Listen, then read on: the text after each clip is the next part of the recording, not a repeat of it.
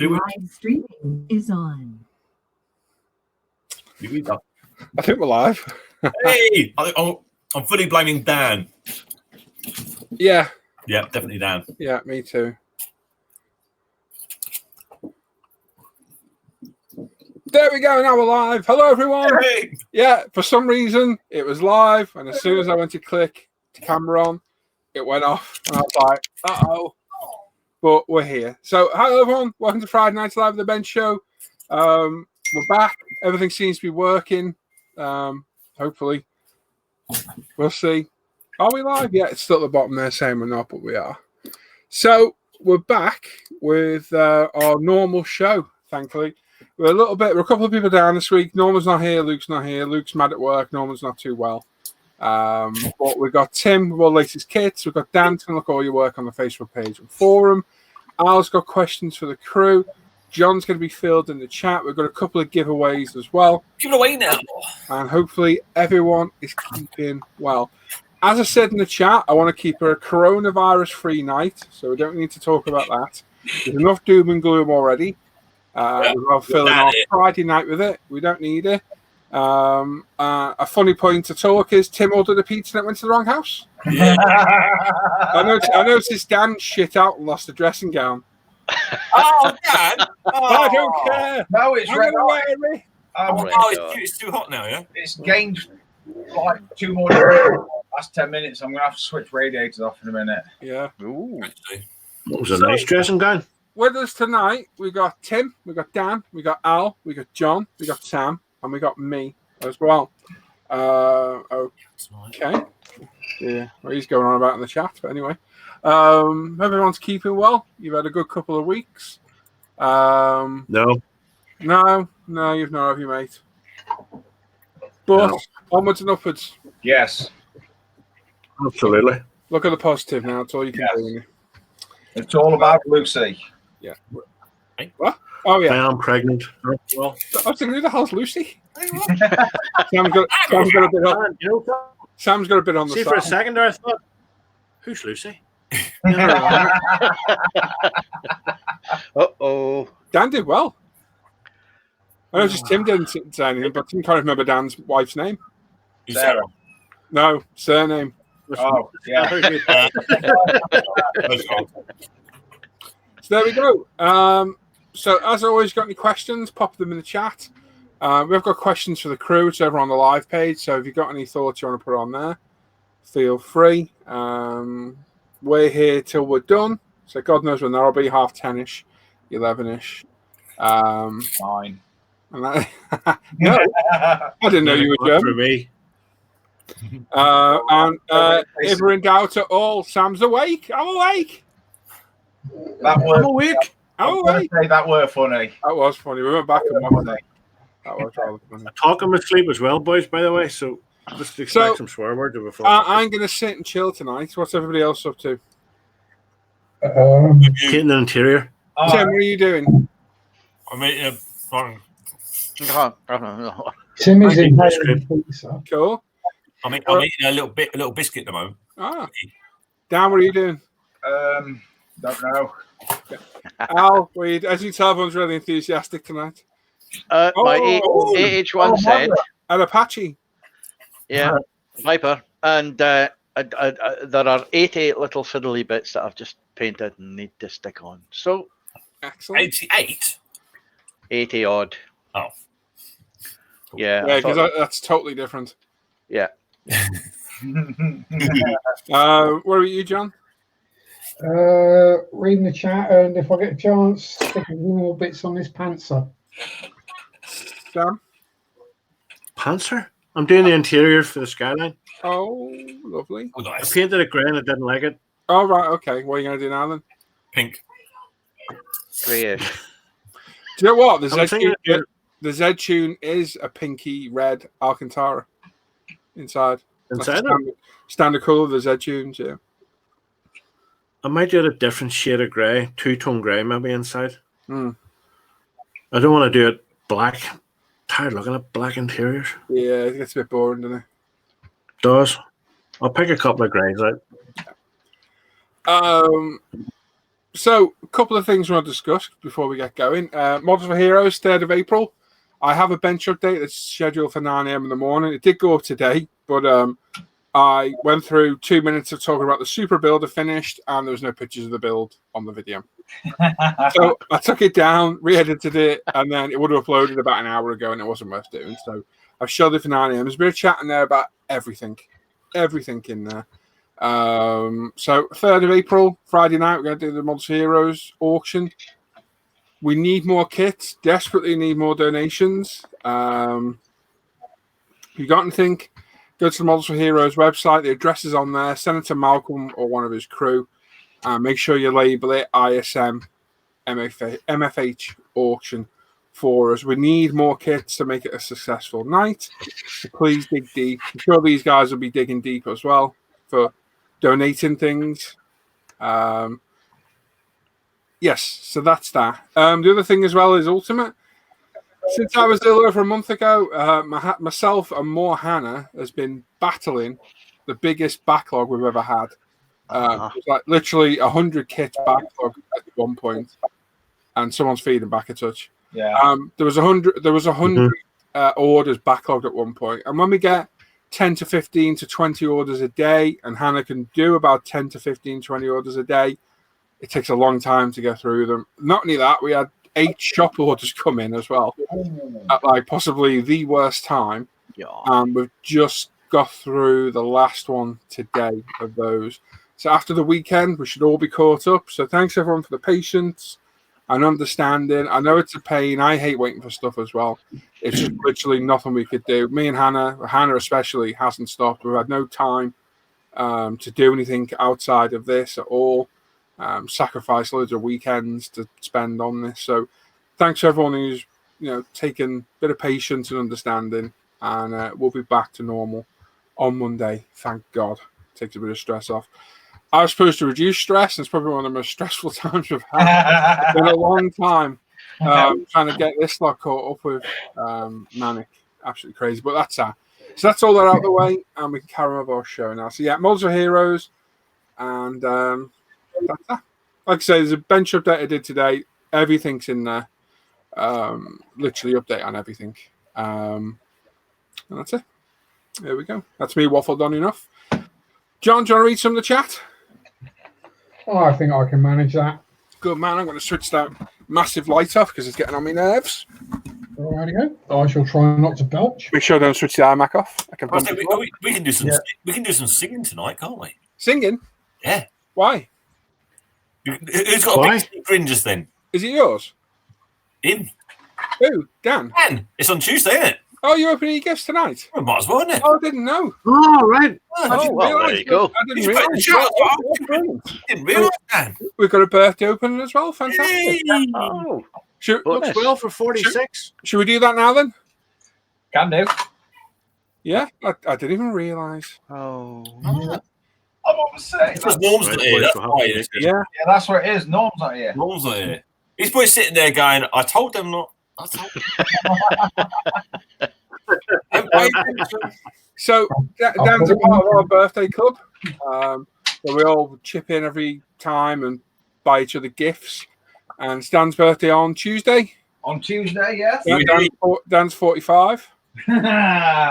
I want to say swear words. I tell you what, I thought before, right, my iPad battery's looking a bit low. I'll plug it in. Good idea. There's the I'll plug it in now, eh? Yeah, it's a good idea. Plug the charger from this Yes, well. plug the charger into the iPad. Oh, the charge is in and all switched on. Just forgot to put it onto the iPad.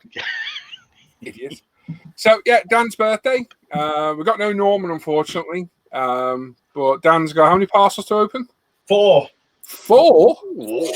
4. Fucking hell. that sounded dodgy, didn't it? That's quite close. That was very close. Fucking hell.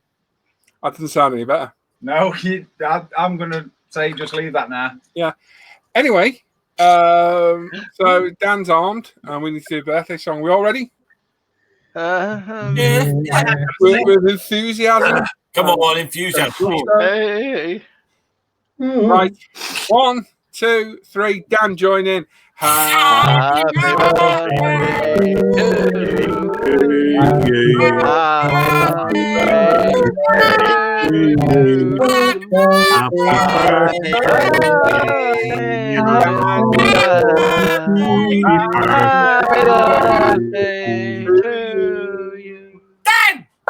Oh my word! Oh dear. Oh, Right, okay, let's put the camera on you then. I'm going to start with a small one. Oh, may as well work your way up. Oh, Yeah, start small, work your way up, definitely. Exactly. Let's be brutal. Oh. But not cut myself. Yet. Maybe. Oh my god. Have I wrapped this one? Oh. Oh. That right there is the printed logo of Star Wars. Yeah, from Adam. Cool. Oh, excellent. Nice. Yeah, we crew now. Yay. You and Adam. This Yeah, one happily looks very, very well wrapped. tick, tick.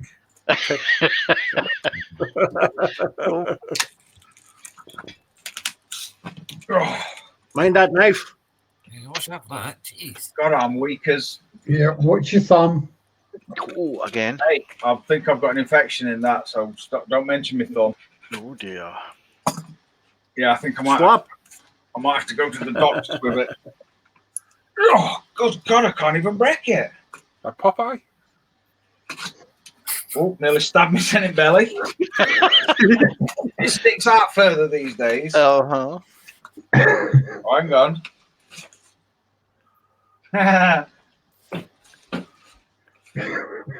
I see. Just back to her shoulder.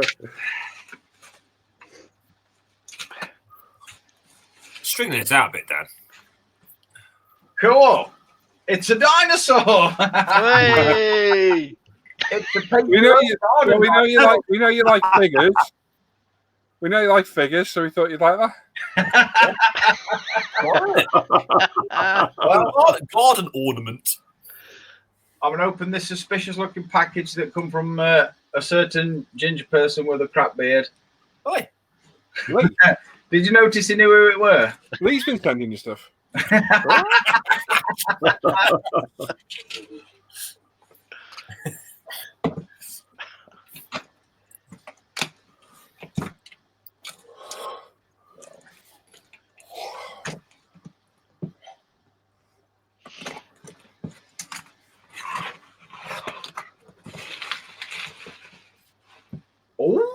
Oh, nice. That's why the other week when you're talking about him, I was like, yeah, don't be buying nothing. Yeah, do you know what? This weekend, I was going to order a crap ton of paints and all. Ooh. Yeah, I hope they'll be quite good. They look really interesting from what we've seen of them. So. Yes, they do. Yeah. Himalaya colour shifters. Very Yeah. excellent. On to They're the green stuff colour shifters. Yeah, well, I've got a few of their paints to test anyway, but yeah, I think that might be my new paint line. This is a replica of Valentino Rossi helmet. Not the type you're thinking of, though. He was very well endowed.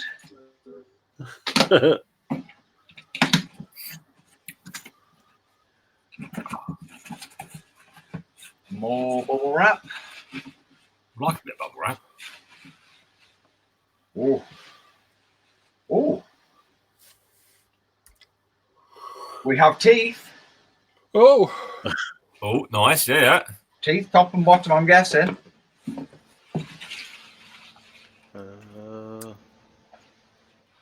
It's a Buccaneer.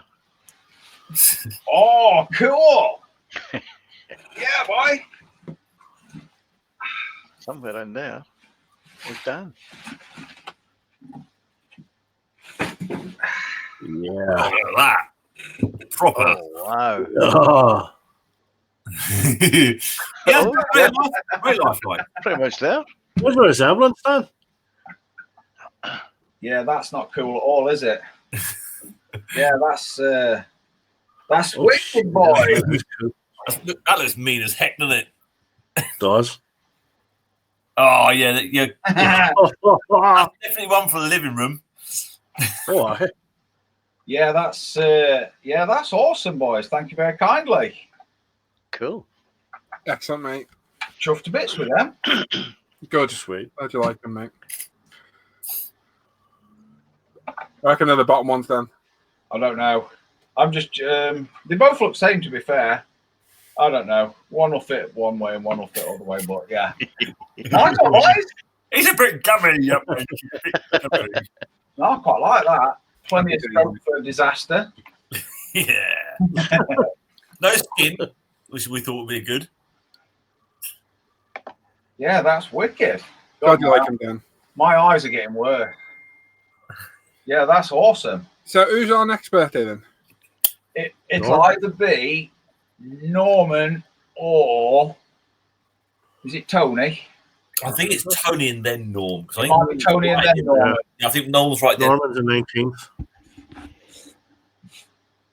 I think Hang on, that's only next weekend. That's next week anyway. So yeah. I'm going to say there's 3 in March. He goes me, Tony and Norman, or me, Norman and Tony. I don't know. I can't remember which way around it was. I'm chuffed to bits with that, boys. Thank you. No, it is, mate. Good. Happy birthday. Cool. Happy birthday. That is one cue picture, that, Sam. Yeah, it is. Yeah. That one of you bent over. It was just me that got that one. Huh. Yeah, lucky you. Right, there you go. Bent So happy over. birthday, Dan. Thank you very kindly. We'll have some more birthdays coming up. I don't know when. We need Norman. Yeah, we do need Or someone Norman. with a calendar. Do you want to read the chat? Hello, Norman. I can do. First the chat was Gary Potty saying good evening, one and all. Then we had Richard Magalashvili, ready and waiting. You did well there, John. Thank you. Master Toymaker, there was a time change in the States at the weekend, so he thought there wasn't going to be a show. He's got his hours wrong. Jason's there, Skullfish. Evening, everybody. Happy Friday. Hey, Jace. Jason. There's Kieran. Evening, all. Gary Stanley. Howdy, doody. Keith R. Evening, all from a dark and chilly Hampshire this week. Moving up in the world. Matt 58. Is he fake?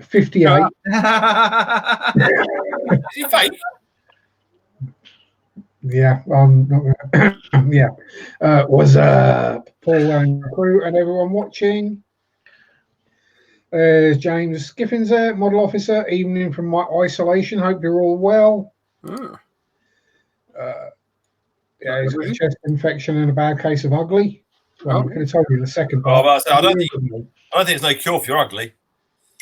There is. It's called a baseball bat and about 20 swings. Ooh, I don't know if it's going to fix it, make it worse. Oh, I don't know. Can't make it worse. Well, Steve's there. Hello, all plastic fanatics from Southport. Good evening to Paul and the Sprue crew. Oh. Bigsby James there. Evening, all. Great to be back. Mike Tynan. Evening, ISM crew and fellow loonies. Hey, Mike. Potato. Speak for yourself. To be sure. Chris Anderson. Good evening, all. Ray Aquilina. Hello to all my friends. Good evening and happy Friday night. Ah, Mr. Happy Anderson. Friday, Ray. Yari T. Evening, all. Jason Works. Hi, Mikey, and good day, everyone. G'day. God, aye. Brian Moran. Fingers crossed it's working tonight. Happy Friday the 13th. Oh, yeah, it's Friday the 13th, isn't it? Yep, that's what I was watching earlier. There's some weird Deadpool type person there. Andy Callis with, hey gang, hope everyone is well. Not bad, Andy. Tony's there, the naked modeler. Good evening, everyone. Jim Clark, hi all, and welcome to Larmageddon. Oh, Jim.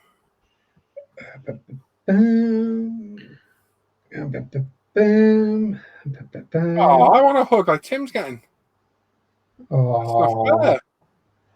Oh, big hug. Hang on, it looks like Trish is half undressed there as well. That's charming, that Trisha. Charming. Put your butt away, Trish. Yes. So Caleb's there. Hey all, hope everyone is having a good Friday. And he's back in. Sam Wakefield with Evening Gang. Happy Friday all. Hello. Galactic North saying 13. 13. Andy Aces High Hobbies. Yes, 3 more hours of self-isolation. Bring it on. Dan's on about aliens. Matt's saying, did you know your video is set to private pool? There's deleted. That one's actually deleted now. Yeah, there's a nun in the chat saying, evening all. Cool. Mike from Liechtenstein. Evening, ISM crew. Glad to have you back. Glad to be back. There's Caleb going, Celebrity Squares. Some weird semi-aquatic person saying hello there. Andy says, I'll take Paul with watch trivia, please. Yeah. Starring Works saying evening all. Hey Mika saying evening all. Don Williams Model Garage or Garage if you're English. Evening all. Hope you all have a great weekend. And there's Mr. Ian Doubt right there. Evening everyone. Evening Ian. Oh Ian. Can I just remind everyone in the chat? Let's leave the coronavirus chat out tonight. There's enough doom and gloom about it in the media. We don't need it in here. Yeah. And YouTube have actually asked that people don't talk about it. Yeah, in the nicest way. Yeah. Yeah, you were saying before, yeah, John, you were saying that YouTube's issued a statement. Yeah. Asking people not to talk about it. If anyone asks questions about it, to just either direct them to the World Health Organization, NHS, or the CDC. And any videos that have got anything about that subject in that aren't from someone like those are getting either removed or demonetized. Yeah. So let's leave it out of here tonight. Cool. Yeah. So back to the rest. Daryl Masters, peeps, evening all. Yep, looks like we have a show tonight. Woo! David Ball saying we're live and direct. Yep. Tom Jackson saying hello from the Isle of Man. Caleb with lights, camera, action. Well, we got the lights and the camera. Joseph Porro, hello. Greetings from Spain. Hope everyone is well. Brian's asking if we've got enough 50p's this week. Hopefully. Yep. I'm not going to make that bad joke. Brian's saying the picture quality is not good. You're on low res because it's live. Yeah, because it's live, it's on low res. You need to click it. Malcolm Plum saying evening, everyone. Hello, Malcolm. Galactic North saying Star Wars Commander RIP. Yeah. Deck chair. Yeah. Pineapple. Gogonod. Fagacol 98 saying hello. George Grant saying have a great night, guys. Dragon 64 with evening all. Lee Eagles, hi guys. Daryl says he feels sorry for Dan already because he's got 2 weeks of kits to reel off in 5 minutes. John Stone saying greetings, slaves to the plastic. Have a great show, one and all. We model on. That we do. Dan Edmonds says good evening, everyone. Hello, Dan. Good evening, Dan. Digsby, unlucky, mate. He's working on the Tamiya 148C Harrier. That's a nasty kit. Yes, I bought that one, kept the decals, and threw the rest in the bin. Caleb says, and Tim's got 2 weeks worth of kits we've all blown our money on to read off through. Dan Kemp, evening all. Modelling production should be on the increase.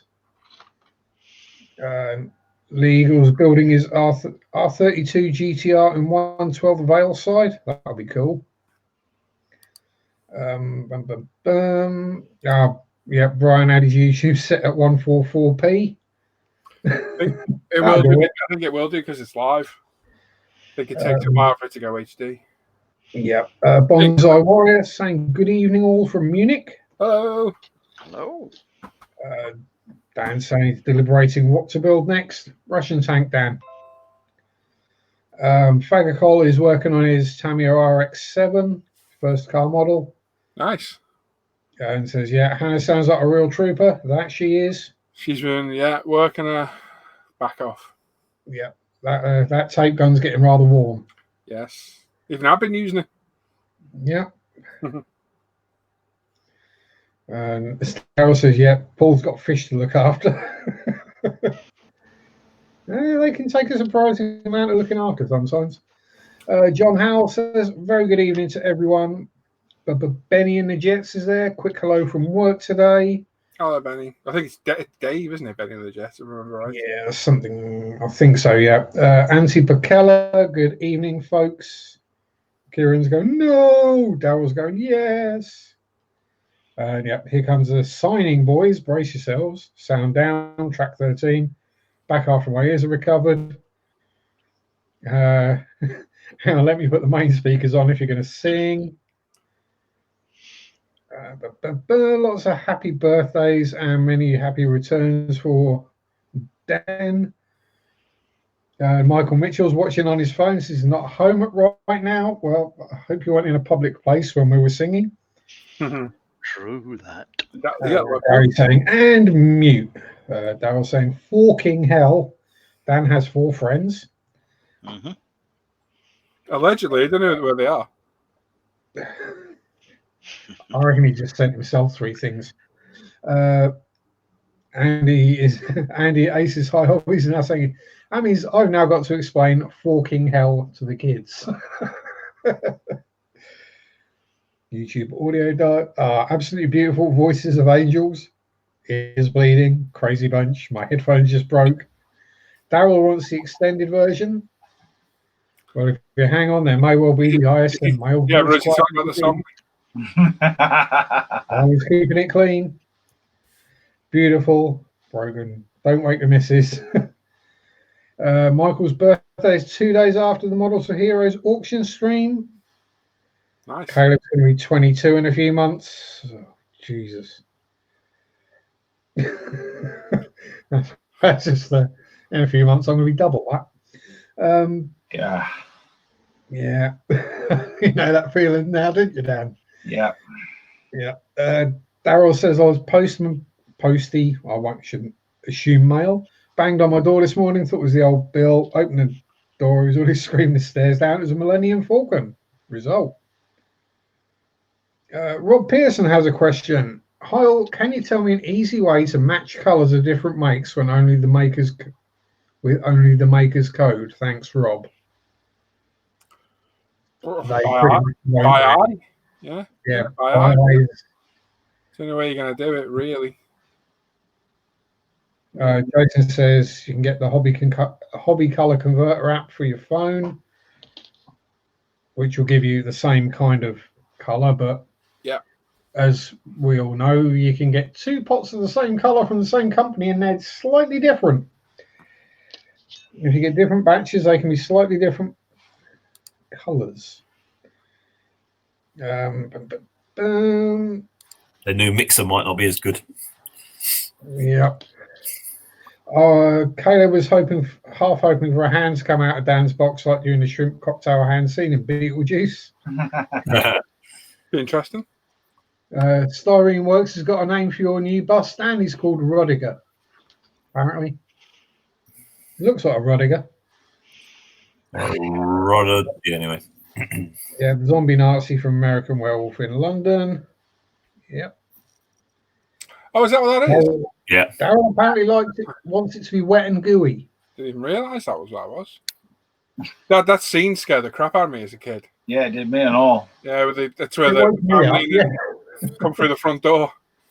Bear in mind, I probably watched that film when I was about 10. Oh. Completely inappropriate. Favorite film from day one. I love that film. I need to watch that again. Yeah, I would have been in single figures when I first saw that. Yeah, it's terrifying, but I still watched it every time it was on. Awesome movie. More happy birthdays for Dan. Matt D saying hello from sunny Space Coast, Florida. Norman's there. Says happy birthday, Dan. Him next, and then Tony the week after. Hey, Norm. Hey, Norm. Take Yeah, it easy, mate. Yeah, hope the AIDS is getting better, Norm. Yeah.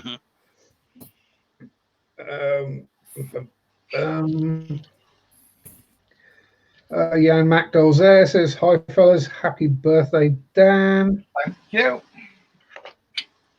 Lee Eagles saying, hi, guys. Hello. Martin Rupker, good evening from Fortress, Denmark.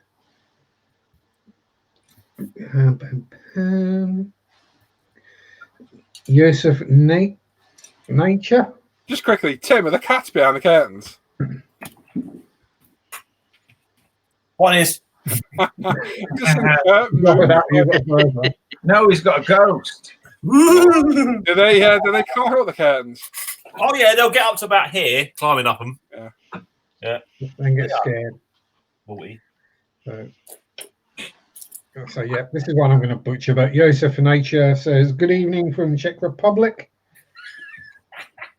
Chunks there, Southwest Modeler. Good evening, everyone. Happy Friday. Oh, Good yeah. day, you Chunk. fella. G'day, you big. Thingy.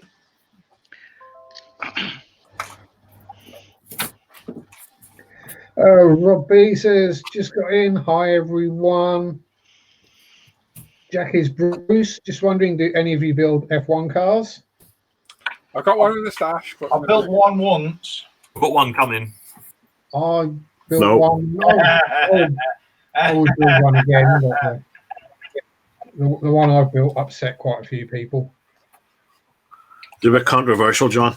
Very controversial, that one, John. I don't know why people would. I don't know whether it was the fact that it was Yep. an off-road Mad Max one, or whether I had Nigel Mansell's head on a spike. Yeah. One or the other.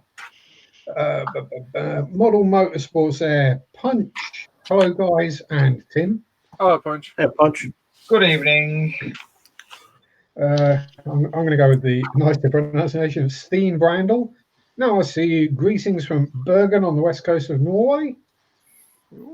Argus Simple says, hello, guys. Hello. Rick Blondin's there saying, good day, all. Hi, Uncle Bulgaria. And that came out wrong. Hello, Reg. Fagcall says, how long does Pledge take to dry when it's raining and you're doing it outside? 6 months. Forever. Depends how hard it's raining and whether it's raining on the model. Dan says, Russian tank, like a larder or something. Yeah, it'd be better than some weird Japanesey thing. Lee Biggs there. Hello, guys. Just got in. Evening, Lee. Judy Garland. Hello, guys, and especially Paul. Judy in Nova Scotia, Canada, wishing you all the best. Oh, hello, Judy. Dean Taft is there. All hope you guys are well. Yeah, Norman giving Hannah a big shout out too. Just don't shout too close.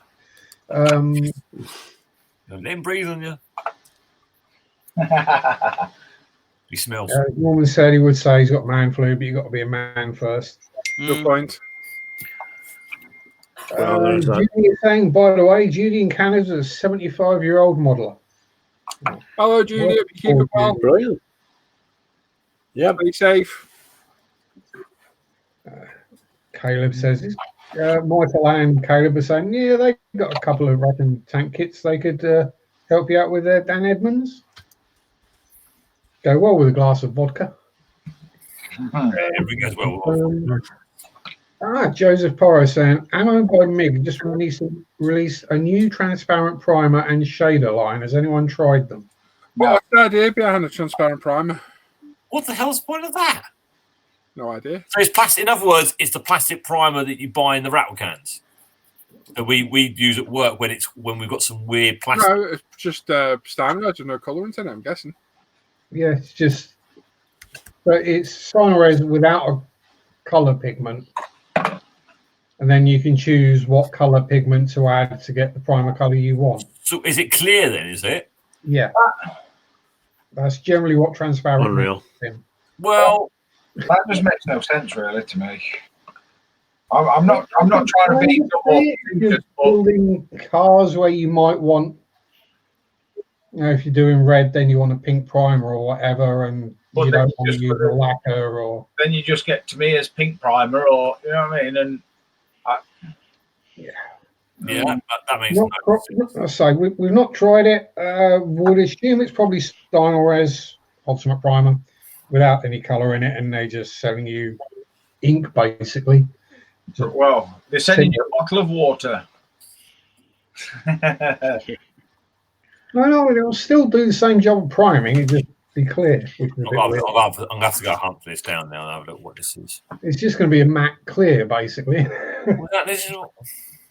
Although that might have a use, a matte clear over the top of things. Charles Stanhope saying, "Happy birthday, Dan! Had a very productive trip to Kiev visiting the State Aviation Museum. Stood under a bear bomber and got to sit in behind the cockpit." Oh, lovely! Lucky you. Awesome. Glad you added the cockpit at the end of that sentence. Any dogging? Any dogging? I hope it's some dogging. Any maps? Yeah. As Norman says, everyone has to build a strong tank. It's the rules. No, Dan, I wasn't being sarcastic. I just think we should build a Russian tank. Daryl's asking, is that a leather couch behind you, Tim, with kittens? No. No. Yeah, that would just be a bad idea. You don't have leather furniture and cats. No. We did. We don't have any leather furniture anymore. Yeah. That's a nice casting couch that Tim's got there. It is a perfect one for that. It was.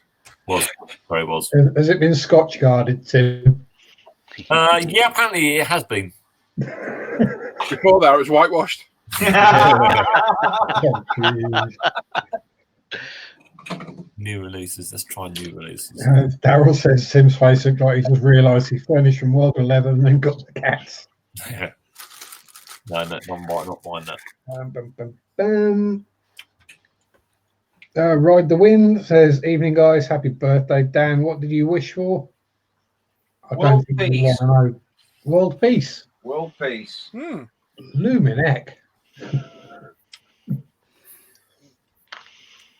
Michael Mitchell saying, "Norman, I have a Dragon T-34-85 in the stash." For some reason. Ludwig Krepizhevsky, good evening, everyone. Happy birthday, Dan. Thank you. Chaz Arts there. Evening all. Hope everyone's well. Happy birthday, Dan. Hope you had a good day. I'll let you know on Tuesday. Yeah. As Caleb says, a strong Stylinium tank like a KV2. And Michael let the team down by having a Dragon Panther G turn up tomorrow. Daryl's asking, what's Tim casting? Resin? And Michael's saying, furniture and cats don't mix, period. That is a sentence that really does need punctuation. I'm not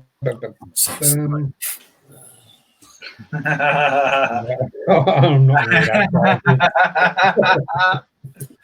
Oh dear, that's so funny, but so true. It is true.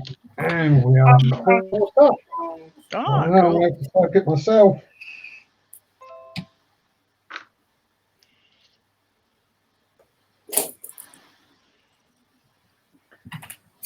Oh, that's a pretty good job. I'm getting a bunch of notifications come through. Go away. Don't do it. Oh, thank you, Norm. He might be dying in chat, but there he is with he's read to here. He's bringing up the rear. Oh, I like it. Model of. And over here, Joe Yellow is here. Yellow Cake. Hey guys, hope everyone is doing well. Hey, Joe. Yo, Joe. Let's throw the cat amongst the pigeons. Let's do the giveaway now. 150 watching, so we'll Give it away now. Yeah, give it away now. So, Cameron. There we go. We're going to do our giveaway tonight. We're going to do it right now. So you can win a £20 UMP gift voucher. Whoever won last time, I've still got you to catch up on. I do apologise, but I will get to it. All you got to do to win that, and that voucher you can spend on umpretail.com or wherever you want, is follow our directions, which are, I see John post in the chat, start numbers now. Pick one number from 1 to 1,000. We give you 5 minutes. After the 5 minutes are up, we do a live random number generator, and the number drawn the closest person to that wins the voucher. It's as simple as that. For those who are taking part in Dan's section tonight, shows what you've been working on. The most voted builder and that will also win a £10 voucher as well. So stick around for that too. So you're going to do the timer, Al, yeah? Yeah, is it there? Is it showing? Yeah, it is, mate. It's on You're screen. showing your stopwatch. And John's going to post just as soon as you see John post start numbers now. Pick one number from 1 to 1,000. Don't pick any more; you'll get disqualified. And that's it. One number each. And away we go. Are you ready, boys? When you're ready, Al. Okay, in 3, 2, 1, start your numbers now. And as Norman says, 166 watching. Let's get some thumbs up. And someone get rid of that idiot there. Nice bit of trolling. It's not bad. Give him that. Unlucky. Bexbot, whatever your name was, you have to enter more than one number. See you banned. Oh, hang on. There's loads of numbers being held now. That's because of that dipshit. Can we go through and make sure all those numbers show? They're showing me.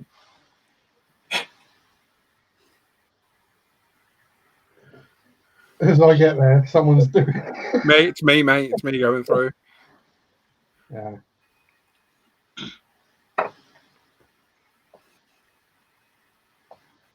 Yep.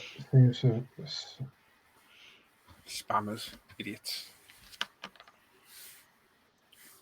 So while we have a quiet moment, while everyone's thinking of their number from 1 to 1,000, not including 0, as specifically stated, from 1 to 1,000, don't forget to hit the like button, people. I haven't seen what it is because for some reason my thingy don't update during the stream. No, mine don't either. My tablet. I can go over on the thing now. Well, that's 50. But we've got 50. Go and hit the like button. We've got 49 likes at the minute. It's 172 viewers. Oh, Uh-huh. yeah. So we're about 120 likes behind. Come on. If you're watching on your TV, put your phone on, come and give us a like. It all helps. Yep. Make sure you sub to the channel too. Click the notification for all our videos. And make sure you go over and sub to John's channel as well. John will post in the chat. Well, he just has. He'll post in a minute. You can click on his channel. I reckon most people in our chat probably already are subscribed to everyone. Yeah. And yeah, that's it. Subscribe to Tim if you want to be able to peruse the week's Tim's Kit section at your own leisure on his channel. And also Black Rifle Model Works, subscribe to Luke, very hard working dude. Yeah. And he just put the first part of his build series He did. on his SAS Pink SAS Land Rover. I was trying to think, was it the Pink Panther one? Big or not? Panther, Yeah. yeah. It is the Pink Panther. Dana. Which I shall be putting on in a few hours' time. Because Luke's voice just sends me to sleep. It's his bedside manner. That's what it is, John. You know that. It's the Yeah, it's just that calm, even tone, isn't it? Yeah. that natural Long, warming yeah. and it's that pleasant tone he has. Just under 2 minutes, chaps. And chapesses. Yeah, I can't view the top of the. I pressed. Yeah, I did too. I click live and I can't get to the top of them now. Yeah, I'm at the top, so hopefully it's not someone right at the top. Otherwise, I'm going to have to screenshot. Oh, Pardon you, Sam? That was my knife on the cutting mat. oh yeah. The old excuse in the book, that one, eh? Yeah. Works well.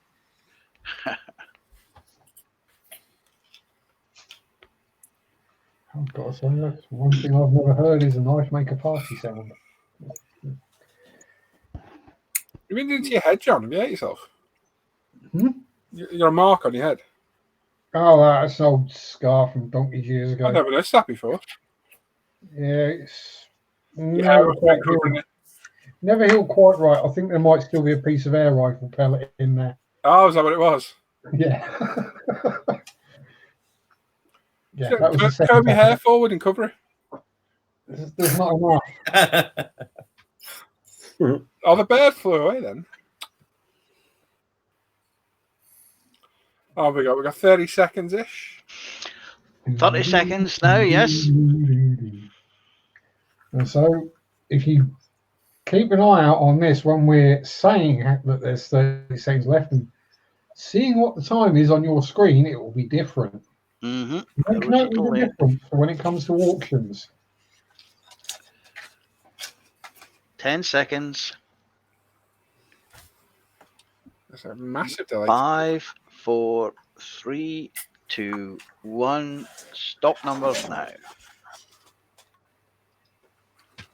There we go. You got it, John. Yep, we're there. Excellent. So I'm gonna... I've posted something.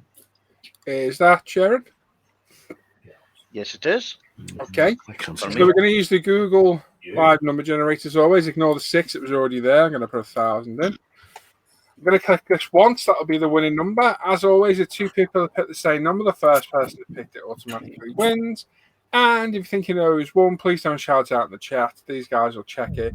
And once you know the winner, John will announce it. So the winner number 4, the £20 UMP gift voucher, is 411. Ooh, the missing. 411. Look at that. Lovely stuff. No. And if anyone gets a missing 411 reference, well done.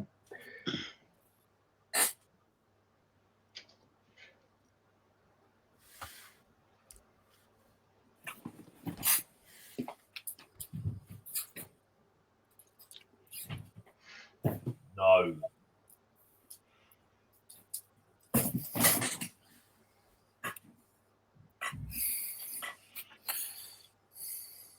So we've got the 411, yeah? Mm-hmm. Yep.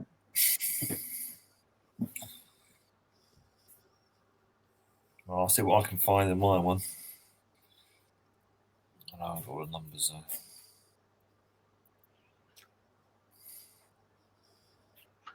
Right, my live chat stuck as well, so I've only got up to Bonsai. What starts at Bonsai Warrior?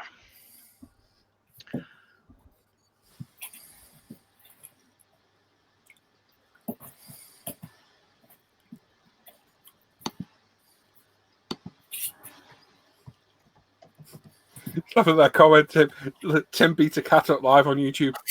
I just watched it back as well. I thought you were going to grab him by the tail for a second. I did. Oh, right, okay. Yeah.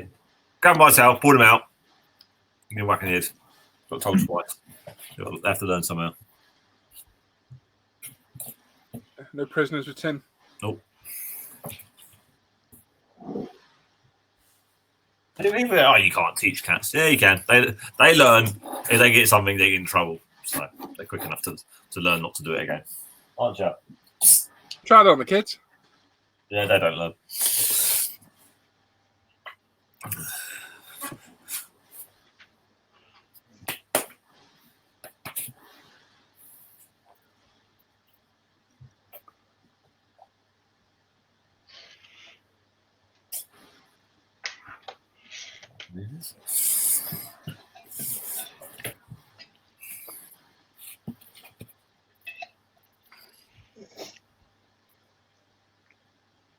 Can I do what we've been buying next? Don't know. Why? It'd be good. Otherwise, I end up doing 2 at the end. Yeah, on top of each other. Yeah. Right, so, 1, 2, 3. Yep. So it looks like we've come to a consensus of opinion. So the number drawn, I said consensus. I didn't say what you think I said, Tim. I don't know what you're thinking. I'm thinking, but I'm not thinking it. We all know you are. Yeah, So the number drawn for the prize of the £20 Ultimate Modelling Products gift voucher was 411. And the closest to that was Brendan Sheehan with 416. Ooh. Well done. Yay! Paul will now tell you how to claim your prize. Yeah. So, in the description of this feed and on Facebook, there is an email address. It's ismprizeclaim@gmail.com. You need to go register an account at Ultimate Modern Products. There's a link to that down there as well. umpretail.com. We've already got one. All we need is the email address you used to sign up to your account, and I will get that sorted for you straight away. Do you know what I did the other day when I ordered that Subaru kit as well? I redeemed my sprue points. Ooh, well Yeah. done. Ooh. Yes, I have been spending that much. I accrued some sprue points enough to get myself a discount, as well as my ISM 50 discount. And yes, very pleased. Bottom. Super duper. I shall be possibly spending some more money next week on UMP, Excellent. as you do. As one does when one works hard. No, Norman, it was the other side of my head I glued myself to the bench with. Sam Primo is saying bonsoir to Le Monde. Have a nice Friday the 13th. Or One. good evening to the world. God, it's just One another aid the douche. What Bye. need to douche? And Chateauneuf de Pape. Chateauneuf de Pape. Oh dear. So funny, but so Yeah. true. Caleb pointing out the GIMP chair's reappearance. Yeah. Drew saying congrats to the winner.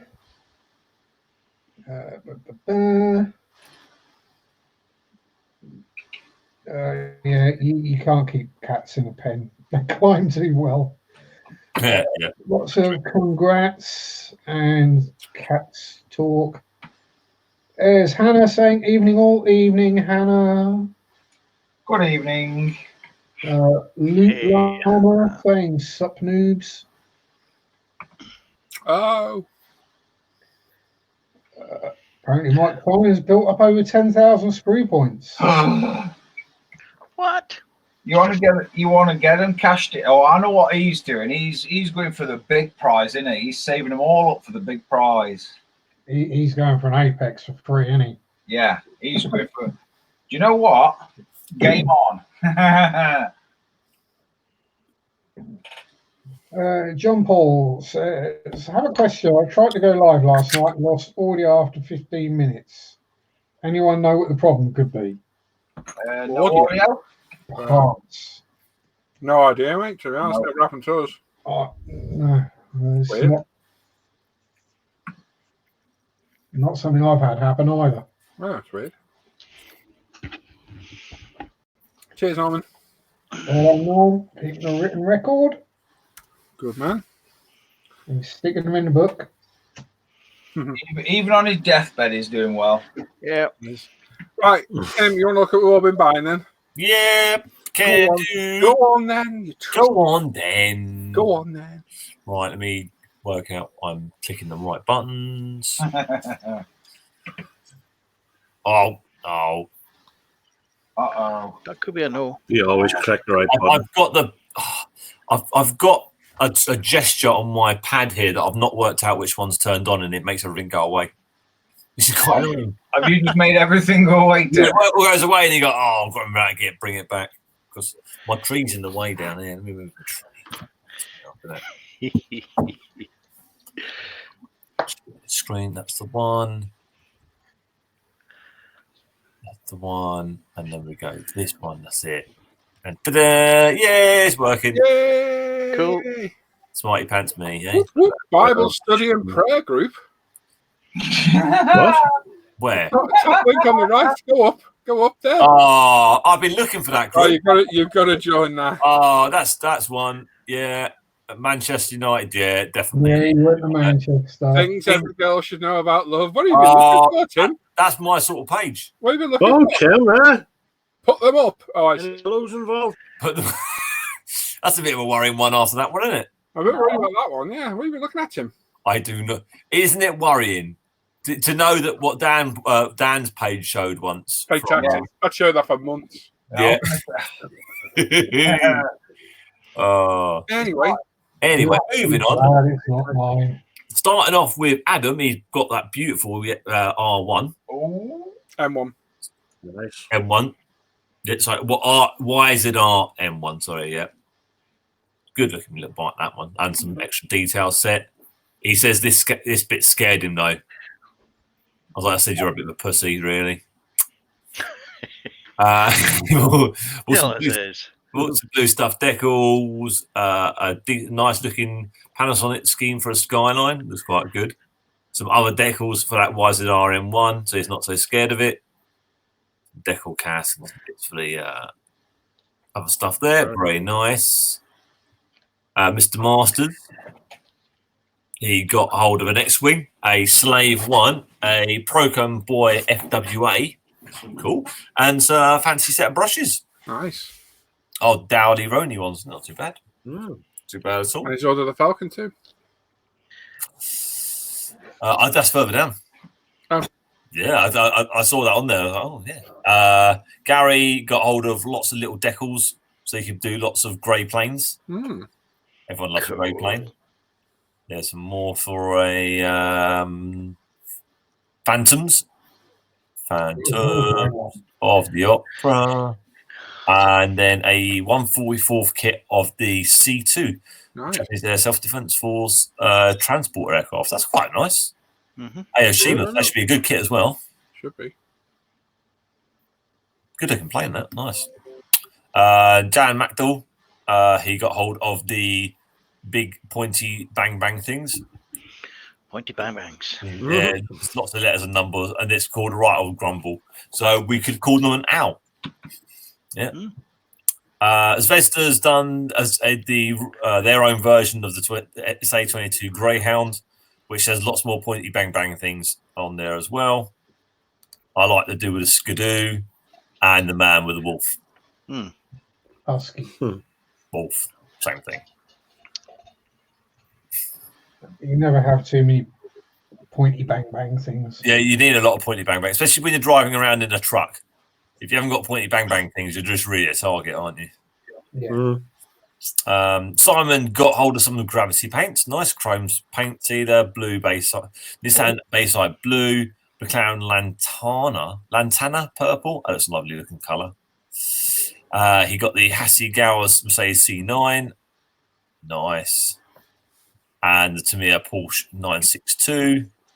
I think that's the one that has the glass molded, isn't it? Yeah. That's sort of 3-piece masking set, I think. Yeah. And then he got this. I really do like the look of this Porsche 911. Good looking car.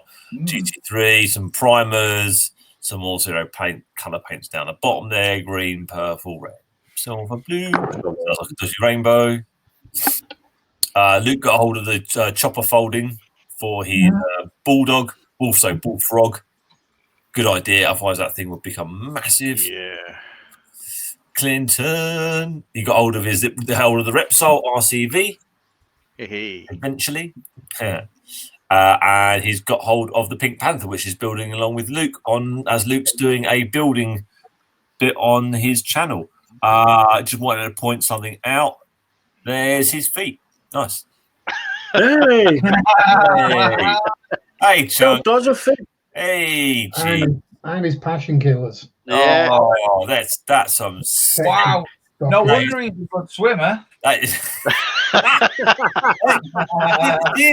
a land animal. So yeah, you could imagine it's a fish, couldn't you? Hey? Nice feet there, Clint. Nice. Yeah. Al got hold of the F4C Phantom. That's a good looking plane there. Yeah. Cheers for the hint. Yeah, it's not bad. Not bad price for that one. Yeah. Mr. Scattergood. Oh yeah, sit back and I've got a few bits. Some primers, some stirrers, some tape, and the washi gel thing. The Subaru. Nice looking Subaru. Arabos. So isopropanol, because no one can be too careful. especially. Actually, for his printing. But now he's thinking I was ahead of the game, and he's well safe.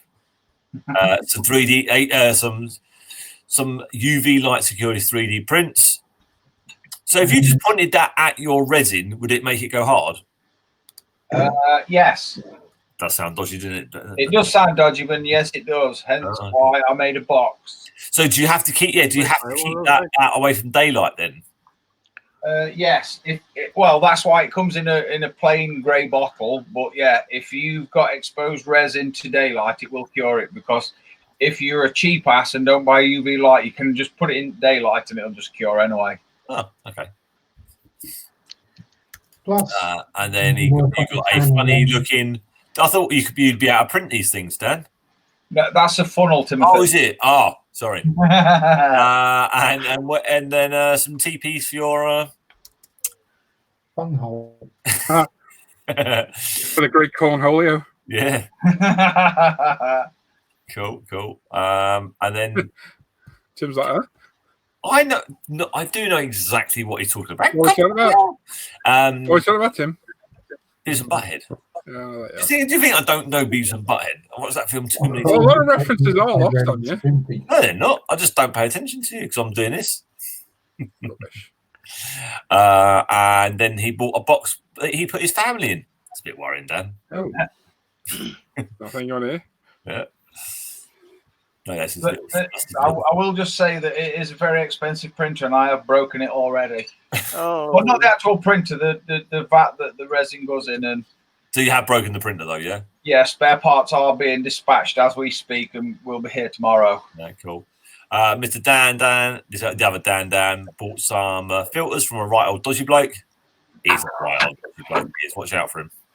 Yeah. He can't cut straight either. Watch out. Oh dear! I know. You know, Hannah does them, don't you? Does she? I knew that was coming. I knew that was coming. Didn't know that. Hannah will pass on your complaints. Yes, Hannah cuts them. I never knew that, Hannah. Honestly, never knew that. Tim, just go steady on the next UMP package. It might be ticking. Pulled hold of the good-looking LFA. That's cool, that. Fancy-looking kit. Seeing as the engine's in the front, what are these for at the back? I wonder. Brakes. Yeah, cooling the brakes, gearbox, rear diff. That's a lot of cooling for a gearbox, the brakes and the rear diff all in one. Looks good, though. Might also just be aerodynamic for downforce. Yeah, maybe. That's like air intakes for like you get in the Ferraris when they're mid-engine sort of thing. But I never noticed that before then. Cool. The Mercedes AMG 500 SL as well with the engine. It's a good engine in this. That's the one that they use in all of the Le Mans cars. And they've been racing for years. It is that same V8 that they've turboed and screams around when you know you see those Judds, the low Judds and stuff that they got those screaming V8s. That is its engine. One of those. Yeah, it's a bigger. It's a bigger. I think they class it as a 6.5 when they're in the racing cars, but it's exactly the same block. You can buy a throttle body replacement, all carbon fiber and the trumpets and everything to go on the top of this. Oh, yeah. Anyway, sorry, getting all bit rather sexy about it. A new holder for the decals solutions, normal, strong, and extra strong brushes, and some little bits and bobs to the back end. Hang on, you're talking about my stuff. Yeah, parts holder. Parts holder. Oh, sorry, parts. Oh. Yeah. Sprue holder really more than a parts holder. Yeah. And then you got all the little pots and leveling thinner and the lacquer thinner. Oh, that shouldn't have been there. Is that last week's? Yeah. So we weren't here last week, were we? So hang on, go back up a bit. Because you're all the way down here as well. Yeah, I've done it. Oh yeah, you got 2 posts then, haven't you? Yeah. Yeah, that's all right. Getting confused. Well, it's not 2 posts. Everyone's just started tagging on the back of it. Okay, got you. It's perfectly fine.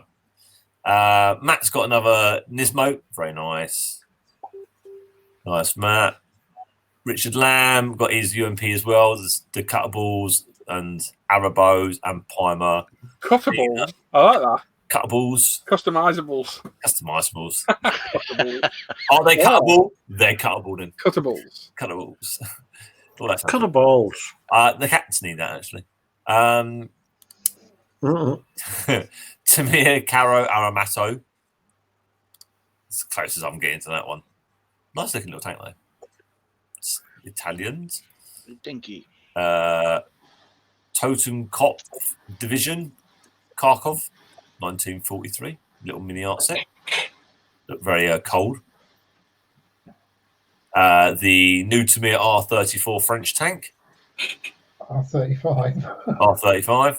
I prefer the R34. It's a much better car. It's probably got a more powerful engine than that. Nice one, Tom. Russian Heavy JS2. That's a cracking looking tank, that is. That's a beast. Yeah. The best of World War II heavy armory, isn't it, that one? Not going to stop that one very well. The PT-76 amphibious tank. That's a funny, weird looking little tank, that. But it floats, so it's a floater. Yeah, you've got to love a floater. Except one that really doesn't want to go away, even with a stick. Soviet T-26 light tank.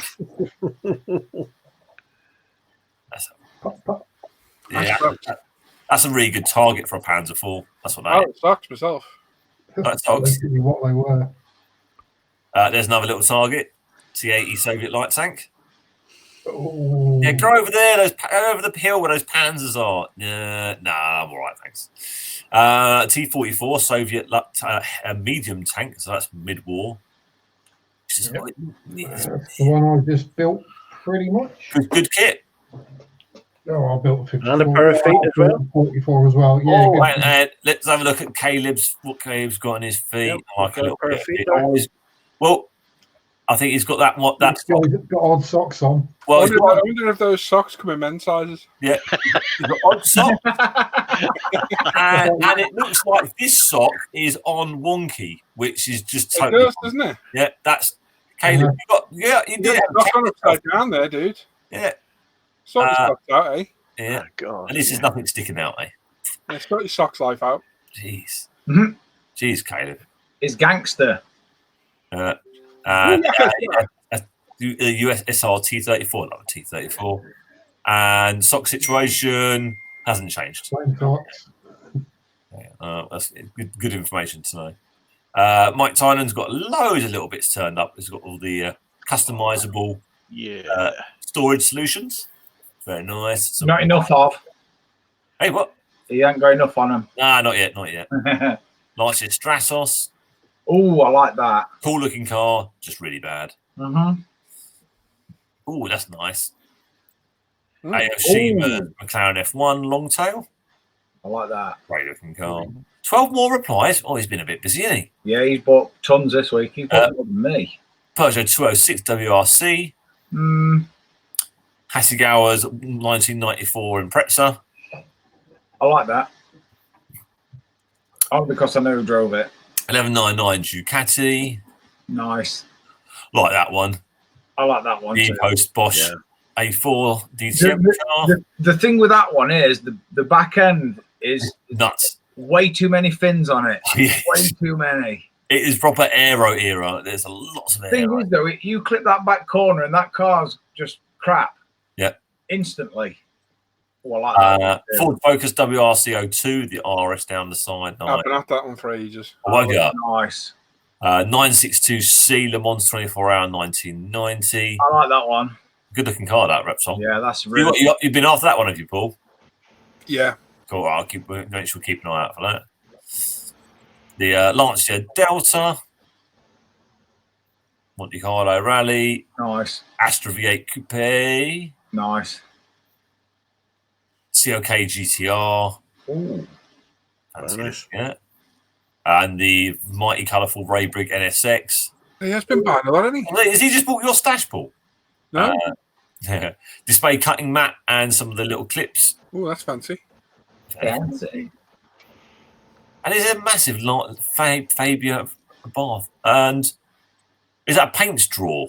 It looks like an ex-shop one. Yes, doesn't they it? are paint storage. Yeah. Oh, okay. Shop one. I don't think it's shop. I think it's just paint storage, isn't it? You reckon? Might be. No, it's got to be to have multiple racks at the back. It's got to be shop. I've never seen. No. It's just. I don't know. No, I've never seen that before. You wouldn't have multiples of the same paint, would you? Really? That's a shop display one there. I was going to say, imagine trying to find all your paint if it were the one that you wanted right at the back. Well, they slide in and out, didn't they? So it's just drawers of paints. Oh yeah, I guess you're right. Yeah, they do slide in there. Yeah. That's cool. Where'd you get that from, Mike? Yeah, That's quite interesting, actually. Never seen that before. Nice idea, that. Yeah. Okay. Mr. Michael Benjamin Mitchell. Well, that's an oldie kit, that one, but it's a good-looking plane. Big 27 Flogger D. What a flogger.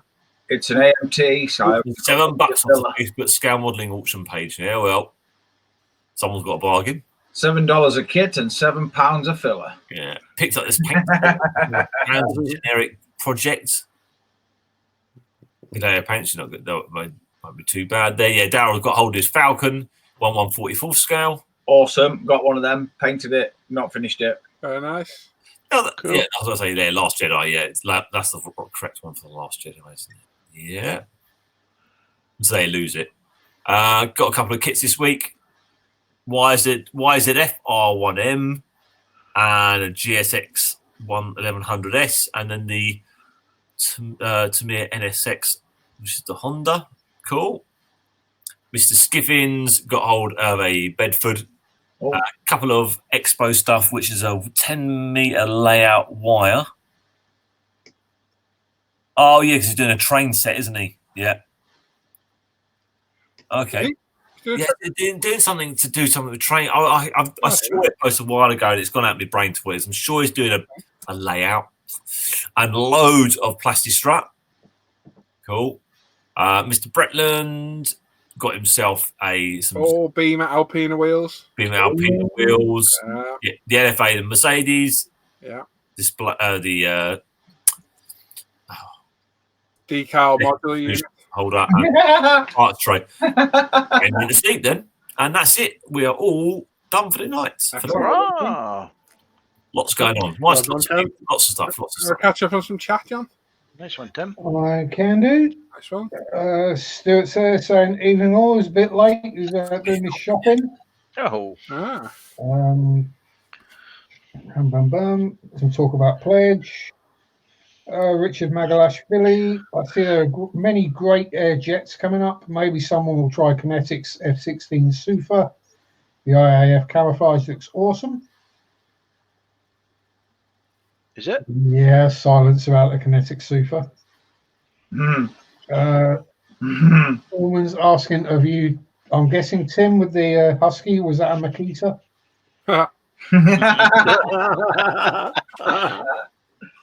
Oh, yeah. Many jokes about Cornholio needing TP for his bunghole. I am the great Cornholio. I need TP for my bunghole. Listen, when you wear a 15 US men's, you don't care how your socks are. Ooh. And then Harold says, "What's that in normal shoe sizes?" I think it's about 3. Enough. Well, he's either massive or he's got smaller feet than I have. Oh, I see. Sorry. Druza, he did say hi earlier. Hasegawa Stratus is a Rebel Reebok, so you can buy it. Sure, it's not the other way around. Yeah, it's Rebel Reeboks to Hassie. Yeah, sure they did. It's a nice little kit. I've built it and smashed it with a hammer. Yep. Mine went out the window. Mike is broke. 14 and a half UK size. Like Krista the Clown. Well, technically Sideshow Bob. Yeah, so big feet. Yep.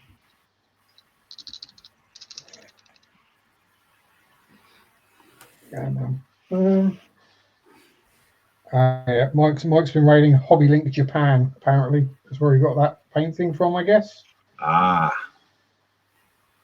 Norman says, "Choo choo," said Thomas, and well done, Tim. And we're all caught up again. Yeah, nice one. Well done. Cool. Ow. If you asked any questions and I missed them, stick them in again. Didn't do it on purpose. Yeah, let us know if we missed them. Yeah, it was the kinetic super that you had interesting issues with, wasn't it, Paul? Terrible kit. Mhm. Yeah. Absolutely. There must be 4 different kits in there mixed together, and none of it fits. It was my test plane Steve for a while, wasn't it? Yes. I don't know where it went. Actually, honestly, don't know where it went. It's hiding because he's been abused that much. Mm-hmm. Yeah, it's an awful kit. Awful kit. Don't buy it.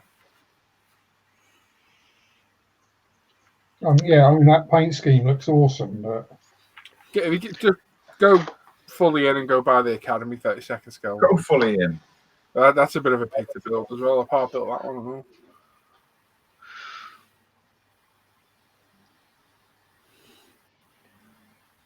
Scooby-Dooby-Doo.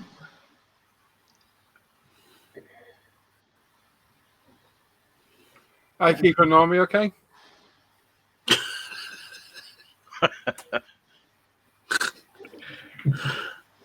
Nice one, Norman. Need to take a bit more off the bottom of the door then, Norm.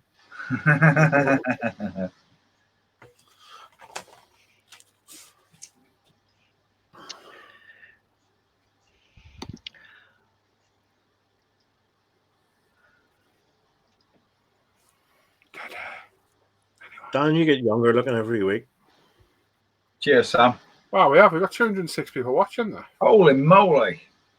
Well, hello everyone. Hope you're all keeping well. Hello. Hello. Hello. Hello. That's the most I've had for a while. Yeah. Yeah, hope everyone's keeping well. Yeah. If you're hello in the chat, say hello. If you're watching any TV, just sign in on your phone separately. Just join in the chat, the live chat. Give us a thumbs up as well, like the video. And yeah, participate in the chat. Say hello. Have a chat with us. Get it going. People don't bite in the chat.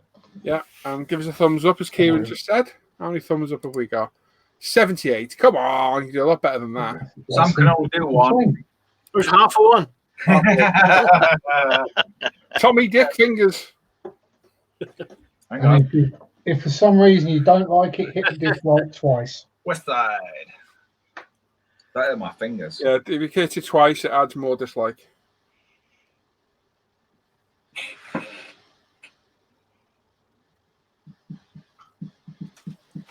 Hello, James. Of course it is, Andy. No problem at all, mate.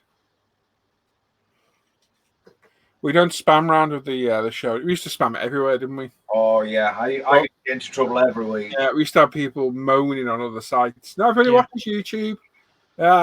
Piss off. Yeah. Definitely what fault there. Yeah, everybody watches YouTube. We don't want you sharing your links. Just pathetic. So we keep it just 221 now. Yeah, 221. Wow. I'm guessing a lot of people are indoors tonight, not going out. Not at all, Caleb. You chat away, mate. You chat away. Al, do you want to do questions for the crew? Yeah, can do. Go on then, mate. Okay. I have it. And Leeds Purpits is coming along well as well. Apparently. Oh, is he building Titanic? And he's going to swear at me. Turpits, man. Turpits, I think. Anyway. Right. First question's from Daryl Masters. And he asks, what does on registry mean when modelers talk about decals and paints? And who owns the register? What? Oh, if they're in register, you mean? Yeah. In register. Yeah. Yeah. Okay. You want to explain that? Go on. Like yourself. It's basically when you get a sheet of decals, if they're multicoloured, if you look at some, you'll notice that the colours aren't necessarily always centred in the decal. Yeah. You know, be off to one side or up or down a little. Yep. Like a roundel or. Yeah, they're printed in different stages, aren't they? Different colours. All screen print mostly. Well. So if it's not in register, it means they're a bit on the hut. Yeah. So you have like a roundel, you have the outer bit, and then the centre bit will be off. It won't be centred. Yeah. That means not in register. Yeah. Or most decals are pre-cut, so you've got a bit of decal film that's on the sheet, and it's not directly centered on that item, it's slightly off. So as you remove the decal, it will leave some behind on the paper. So there's several bits it can be. But yeah, just misaligned printing of the decal is what that means. Yeah, that's the easy way. Yep. That'd have been the better way of putting it, Tim. Well done. Hey, I don't think anybody owns a register. It's just. I'd like one of those old from the open all hours, one that catches your fingers. What, the till? Yeah. Oh, yeah. You I nearly said something like John's on a register, but we're not. It's quite getting off, but- Yeah.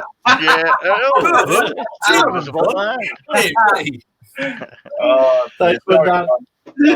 Okay, second question from Daryl is: does one kit genre fail kill you for a whole genre? For that whole genre, for example, Tim, after the crane attempt, have you built any plant work machinery since? I haven't built anything since. No. I built one ship 10 years ago, and I'll never build another one again. I built one ship, and it was actually a great little kit. It was the Dragon.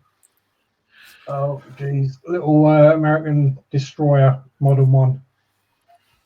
Begins with a C. I can't remember what it's called. You know, it was a nice little kit. It just bored the tears out of me. You got. I built one helicopter and it went out the window. Yeah. And it didn't fly. It didn't. Yeah. Helicopters don't fly, Sam. They just fall. Yeah, I've heard that when the engine cuts out. Yeah, did he hear it going? I wish I could fly on the way out the window. I could sing that, but I couldn't be bothered. Okay, there's one here from I wish I could fly. an angry Al. Tim. Not bad, Tim. I wish I was a Not as good as me. So the next question is: what's the best metallic paint for oleo legs on undercarriage? I'm looking for shiny that looks metallic and isn't that Molotov stuff. So I imagine he wants to paint the little bit of metal that's in between. Yeah, the oleo. Yeah. The extendable bit. Yeah. So that will be the just use a bit of bare metal foil. Best bit for that. Does work. I've done it. Yeah. Best idea for that. Yeah, I've done that. Failing that, the Vallejo metal colours are pretty good. Mr. Hobby Super Metallics and Mr. Hobby Super Tamiya Metallic. LP. Oh, you beat me to the LP range, yeah. Yeah, they're very good. Or perhaps even the Citadel Stormhost Silver. Maybe. Is a nice I bright think the colour. the lacquers have got the advantage myself. Yes. I still always go for the bare metal foil. Bare metal foil works very well. Saves a lot of masking up. Or you paint it right at the beginning and just be very careful with your masking tape over it and then paint it. So you paint it at the beginning rather than last, yeah? Yeah, I'd try and do that, then get the other base colour on and then get that masking tape off as quick as you can. Okay. You don't damage the metal. Okay. Question from Richie Lamb, who asks, not sure if this has been answered before, but what do you use to seal weathering pigments, mainly chalks and pastels? You're going to struggle with that because most, I think you see that will probably affect the just knock it clean off. I'll be honest, I always applied them last. I never bother putting anything on there. Yeah. As long as you're not going to be running it around your carpet making noises, are you? So bang, bang, bang. So yeah. I always put them on last, set them with some thinner or whatever you need to set them with, and left them be. Never had a problem. They never came off. But if you're going to seal it, yeah, I mean the only thing I've done in the past is a matte varnish airbrush at a low pressure, very carefully. but it'll still affect the pigment. Yeah, a lot of You've got to spray it very lightly so it almost goes on dry. Because if it goes on wet, then yeah, it turns the pigment to sludge. Does Meg have a like a sealant for the all the weathering stuff, the weathering pigments and stuff? Would that work? Do you think? Don't know, mate. Oh, PVA, Is that what it is? I don't know. pretty much. Okay, I did not know that. Well, see, great these questions. Yeah, like once you've got them fixed down with whichever fixative you're using, then yeah, I mean, loose stuff will come off, but if it's fixed down, it'll stay there. Yeah. Just don't dust it too hard when it's that time. Yeah. Or yeah. Okay. Right. The last question for this evening is from Lee, Beg, Marjorie, Maracle, who asks, "I'd like to know what product can be used for making glass, and what products can be used for making water on dioramas." So, My gosh, out of sand, do you? well, I would have thought so, but anyway. Well, acetate, clear, thin acetate for doing Yeah. Acetate's good. models. Or I seen this on a Facebook page, and I think Ant did it years and years ago. He used a Trampoline, Picture. Trombone. Toothpaste. corkscrew. microscope slides. You know the you can get them Oh, in various yeah. thicknesses. They come in like little oblong pieces, dirt cheap from yeah. any eBay type arrangement. But yeah, he used that. And what he did is he put sellotape over one side, popped it down on his bench, and then bashed it how he wanted it. And then Timothy, Right. and then he just arranged it such so that it looked like a window or bustly. Yeah, just be very careful handling it. 'Cause Yes. Yeah. But yeah, that's what I'd probably use. If you're doing it for windows and such, then possibly. But yeah, clear acetate, then microscope slides, or there is another technique out there that you can use, and I can't remember who it's from. And you mix two things, and I can't remember what they are. And Well, Dan. Thanks, Dan. Spot on, Dan. Yeah. Yeah. Well, we'll get You're the some- man we need. it was quite vague, but I have seen it. Well, there you go. That'll do. It was quite vague, and so's Dan. Well, that's all the questions for this week. I shall put it up on Monday We again. got some in the chat too. Have we? Oh, right. yeah, Sorry. I've Didn't. got that. John will get As, Jan Mackholt is asking, I have one question. Does it really matter how you paint your model? No, I mean, does it have to be accurate? No. Let's say the truck No, should have sure, to Mark. overlay, just paint it khaki. You're a truck, mate. Your model, you do what the hell you want. Yeah, it's right down to your model thing. As long as you're enjoying what you're doing, that's all that Yes. matters. Paint the Only paint with time black it's dots if you want. important if you are trying to build a historically accurate model. Like if you're trying to build, say, a certain pilot's plane, for example, then obviously you'd want to get the right colors, decals, blah, blah, blah. If you're just building generic Russian tank, whatever, it doesn't matter. Cars, whatever, you can do what you want. Look what I've done lately with all those track cars. I've taken rally cars and that. You don't have to do what you want them. Yep. Yeah. I mean, hell, look what I did with that Colonial Viper.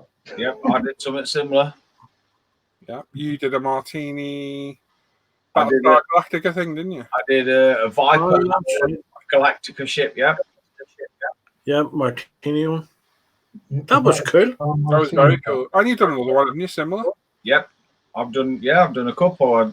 There's probably something else going to appear in my life that decides that I want to do something completely different. But I try not to be a sheep. I model for me and nobody else, essentially. Yep. And if That's what you have to do, mate. exactly, I do, but I don't. yeah, I'm all for the channel as well and the group. Yeah. But Yeah. it's still for me. I think when Sharpie did that Ferrari, it was totally off the wall. It was just different. But he built it for himself. sometimes doing something completely out the ordinary to an ordinary subject, say like a tank, and you do. I mean, I did that egg tank thing, that team tank, that were a martini one again. But sometimes just cheers you up doing something completely off the wall. It just changes. Because you get bored with the norm, Exactly. Well, exactly. Not our norm, but bored with the normal things. There is a what if section on in most of the model shows. So there you go. It's like Paul and I doing the road cars, track cars. I've done a couple now. I would never have bothered doing a road car because I didn't like to have to try and get the finish on it. Yeah. To be quite honest, But now I'm actually enjoying it. There you go.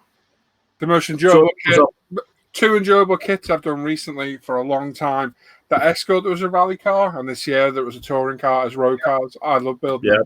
Yeah. They were cool. Do what you want. So anyone says you can't. Exactly. Whatever color you want to do it. You paid for it. You do whatever you want to it. Yep. Exactly. There's a certain dentist in Canada land. He does some out of the off the wall things. Although it looks standard, it's not. Yeah, he does some cool work. Daryl saying he's toying with the idea of a ship between ironclad or sail.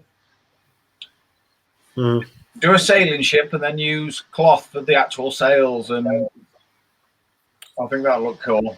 Yeah, so you're probably gonna have to do rigging on both, but I think ships are really cool to do. I would love to be able to do one, but I just can't bring I myself wouldn't have to the do it. dexterity to do the rails. And I get to that point, it would be it's out the window. Yep. Yeah.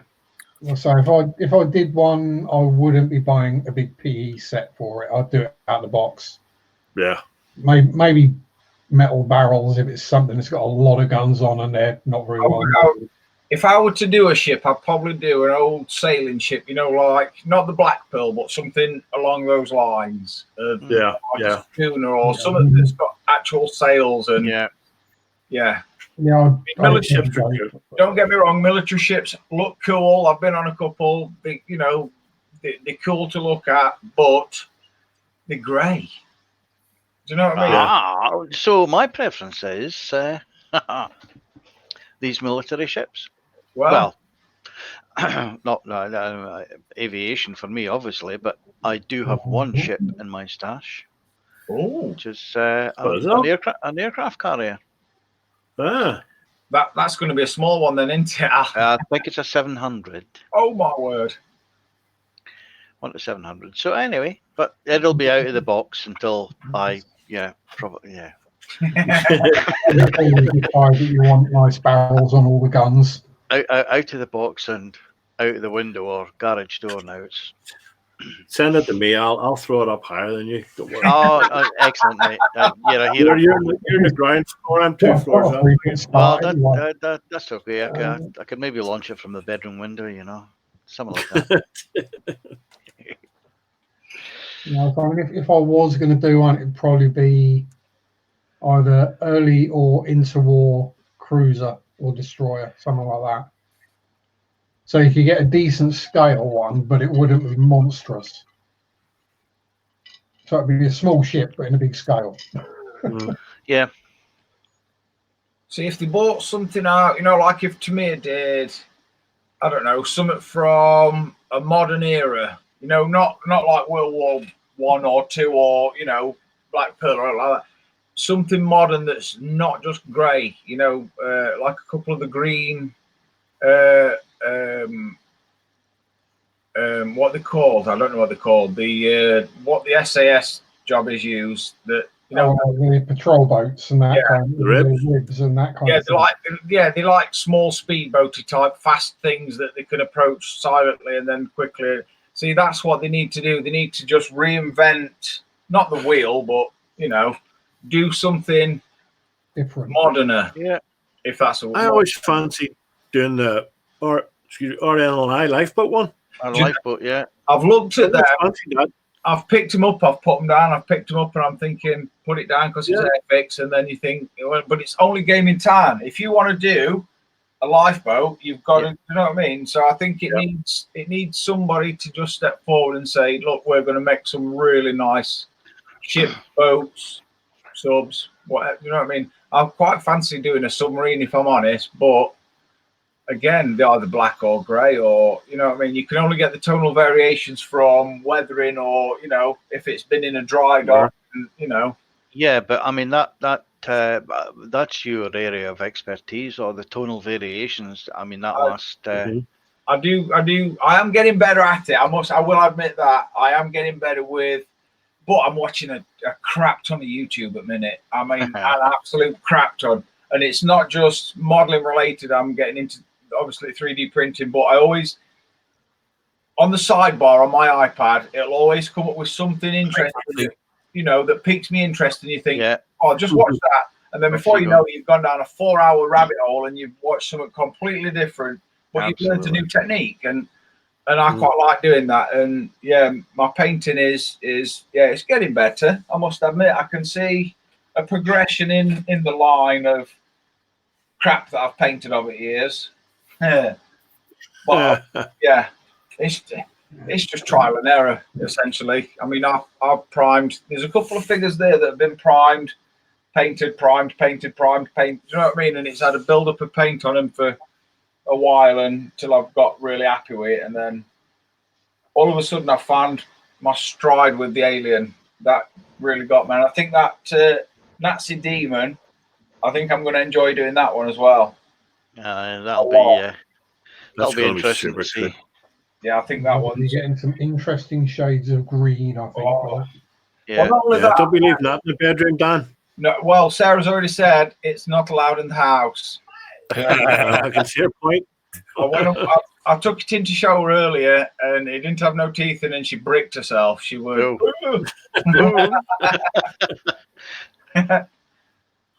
But yeah, night, like looking at it. So a bit more from the chat. We've got Scott, 2 kids, no sleep, saying evening all. Evening, Scott. Oh, Scott. Daryl saying thanks, and that makes sense. That was about the decal registry. Starring Works has a question. What is the best 1/48 HE111? I got the old monogram one. Would it be worth the bother to get rid of it and buy the newer ITM? It's going to be a lot better. Yes. It'll be a lot better detail, but was that the ICM kit you had problems with the plastic? Yeah, mine kept popping its seams, didn't it? Wasn't glue. I was just about to say, what I'd probably do is keep the one that you've got, buy the ICM one, and then just compare them, and then keep the better one. You never know.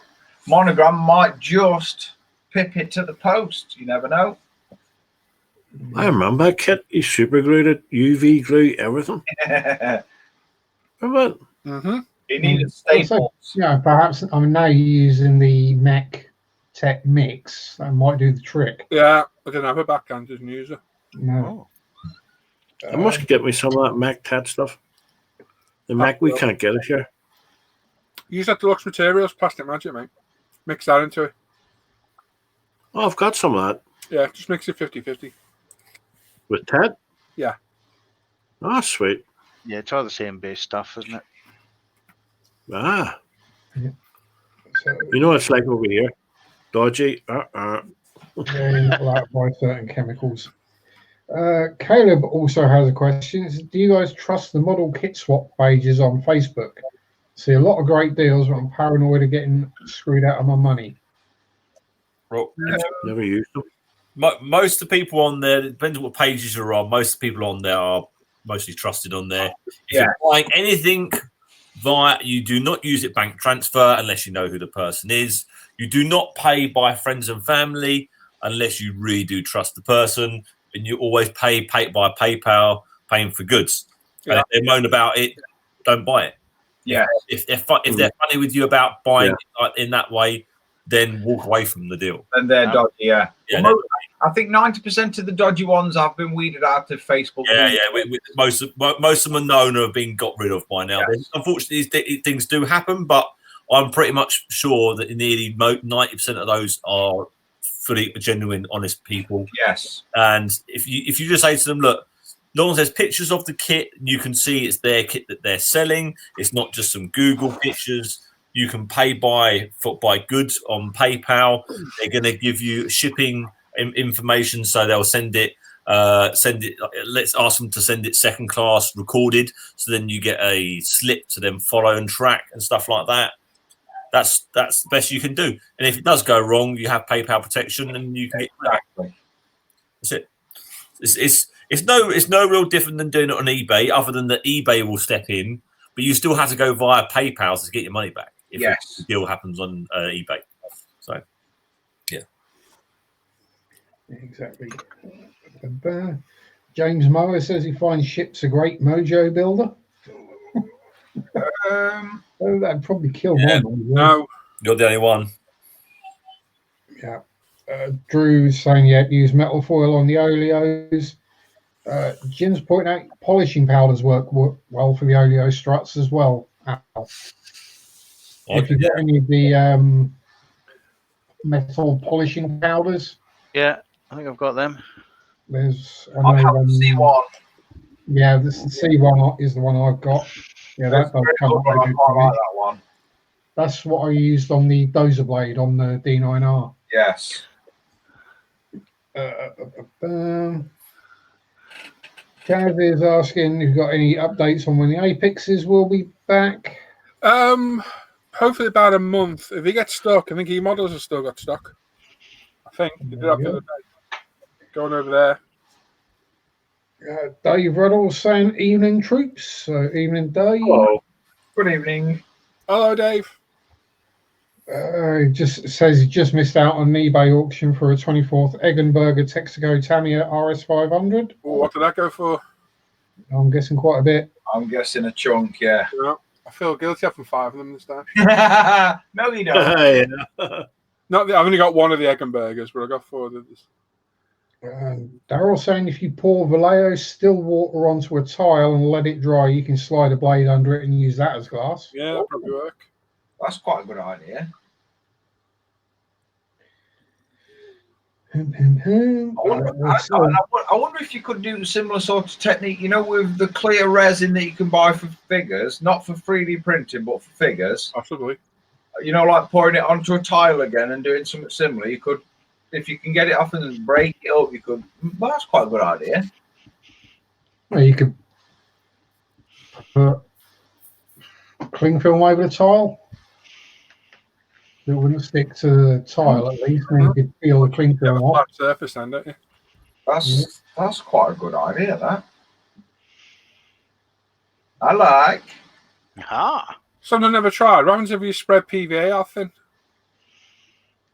So if you spray it doesn't dry hard, it dries. Yeah, rubbery.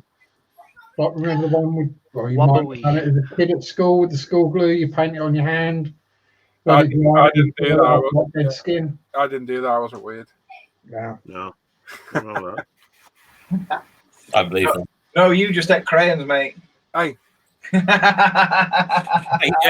Oh, paint.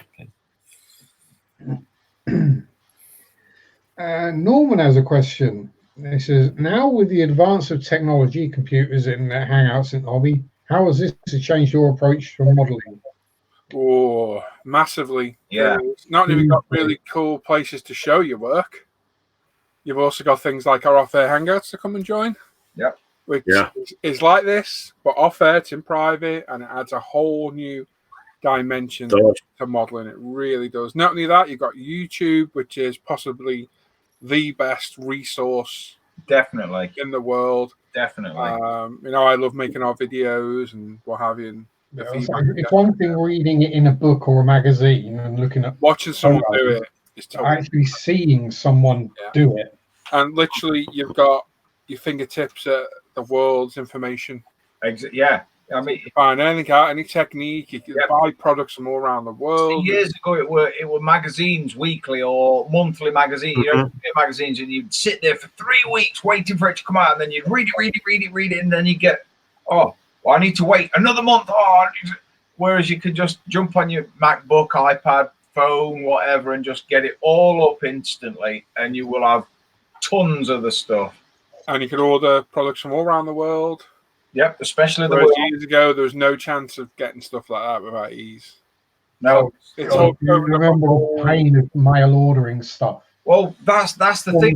Sending off a check. Yeah, when it was mail order, you had to have an account, and then you had to send a check, and then they wouldn't post it out until the check had cleared for 3 days. Blah blah. Do you know what I mean? And it were a nightmare. I think the internet It'd be 2 weeks before they even thought about sending it out, wouldn't it? yeah. The thing about it is the community. They offer hangouts. You learn so much. You do learn so much. See, for me, I did learn a bunch, and I have learned a bunch, and I'm still learning a bunch. But more for me is I made friends, and I made good friends, and and sometimes just having friends there to talk to get advice from, or But it's also not only modelling we talk about, is it? exactly Everything. right. Everybody's there. I mean, our little group that we've got now is, I'd say, the best we've got it for a long time, and everybody's got us back. Do you know what I mean? That for me is probably the biggest part of the internet and the hangouts and the modern technology and this, that, and t'other is that I've made really good friends all around the world, and literally all around the world. And and every year it's just nice to meet up, have a big blowout weekend, spend a bunch of money, get absolutely wasted, laugh lots, and it's not just modelling for me with internet. It's finding good friends. Yeah, I mean, I know the last 10 days I've been moaning and bitching, and it wasn't for these guys, I wouldn't be sitting here now at the minute. No, you're right. Definitely not. I wouldn't be here at the minute. Yeah, in the backside most of the time, mind you. But, on a really bad day, sometimes you don't want to come in to hang out, but honestly, it's the best thing because it cheers you up. Within 5 minutes, man, you're just grounded and you're there. Yes. So over the last 6 weeks since I got out of hospital, I'd have been lost without this because this has kept me kind of sane, and because what, I've been struggling a bit with all anxiety lately. Yeah. Oh yeah. So this has helped a bit. No, a lot. It has helped. It hindered a little bit, but it has helped immensely. And as everyone said, I'd be lost without these guys. They're a good group of guys, and we do have a good laugh. We really do. And it's so good to see new members in the offer hangouts. It is. Quite a few new people. Lots. It's always good to see somebody new, especially someone we've known for a while online. Yeah. And then they join. It's good to meet them and have a chat. Say hello and feel nice. It's not come and join us. We don't bite. Come and join. Absolute lunatics. It's not for everyone, but no, if you like it, you'll be back all the time. All the time. And it's just like this. It's as informal as it. In fact, it's less formal than this. Yeah. It's a lot more lax. Swearier. Yeah, swearier. Kev says he's got a lump in his trousers. He means throat. Is he feeling a bit sick, is he? So, another question. Ricky Marler, not Martin, says, "Hi guys, what's a good bending tool to buy?" Depends on your budget, really, but a good starting point's the Tamiya one. Yes. The type we sell at UMP Retail, hint, hint. So even just the Tamiya bending pliers are a good start. Yeah, 2 sizes. Yeah, they're very good. So other than the Tamiya one, I hear the small shop one is pretty good. Small shops are very good. If you've got the money, get the 5-inch small shop, costs about 50 quid. If you haven't, get the Bug, which is about 25 quid. That'll do most of the stuff you need. If you can't afford it, don't spend that much money, get the Tamiya bending pliers, and away you go. And I've got a pair of the Tamiya bending pliers on my bench somewhere, but you know what my bench is. Mine are just here. There they are. I have the long nose ones. Yep. You got the short they nose are really ones. Yeah. I don't even know where my PE bender is. I know it's about somewhere. I have seen it since I've moved in here. I only use 2. I've got a Tamiya short nose pair over there and the small shop tool 5.5 inch in the drawer. And 9 times out of 10, I'll be honest, probably use a small shop more. And the other one I did get, well, the first thing I got was just a pair of square jawed pliers from Hobbycraft that are completely smooth. So there's no serration. That's the important bit. Yep. And they close relatively straight. They got good flat end on them so you can get a good bend going, as it were. Yeah. Oh dear. Right. Oh god, it's scrolled right down to the bottom. The chat skipped. Digsby is wondering if that 48 Harrier is actually a Tamiya kit. 48 on, yeah, it is. It's just really old. And Oh god, it's so old. It's terrible. Really. If you want to do a Sea Harriage, grab the kinetic one. It's actually a pretty decent kit. No. Yeah, I built that a long time ago, and it's really good. I built that. Yeah, years back as well. Yeah, goes together well. It's got a little bit of a fit issue on the top part of the wings where they attach on. Dead easy to sort. Every Harrier kit seems to have that problem. Yeah, it just needs a little bit of filler. It's fine. I enjoyed building that. It was a nice kit.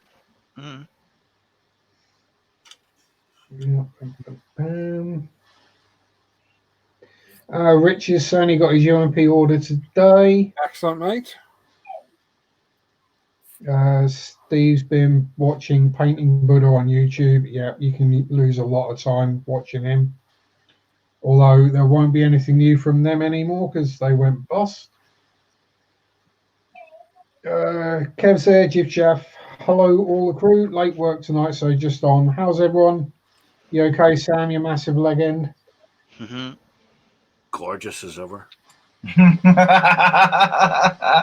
Oh dear. Oh dear. A little bit of sick coming in my mouth then, Sam. Thanks, Dad. I remember it. Norman, if you're watching, put his name in the book.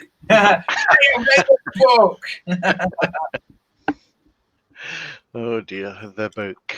Remember that. Scattergood. Dan. Underline it. Yeah, same name as his wife. I know where you live. Yeah, you do.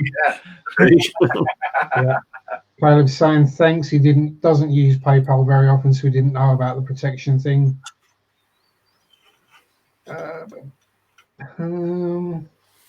Yeah, Dan saying, what about getting an actual piece of glass to put the glass on? That would work. Instead of tile, you actually put your clear resin or whatever on the glass. Yeah, that is quite, yeah. And then Caleb does have another question. Tips for making modeling YouTube videos. Only done a few, but figured those who make them regularly may have some tips. Right. Number 1, make sure all your sound levels are the same. Don't do my worst pet hate in the world, which is having a mega fancy info that you paid for or whatever, loud as shit. So you have to turn all the volume down because it scares the shit out of you. And you come on going, hello, my name's Jeff, and I'm building this. Can't hear anything at all that's in the video, because I tell you now, I go off and lose the video. If you can't hear it, there's no point. Make sure there's no background noises. Don't waffle, and I'm the worst one to say don't waffle, but I kind of stay on track with what I'm talking about. Ish. Yeah, stick to what you're talking about.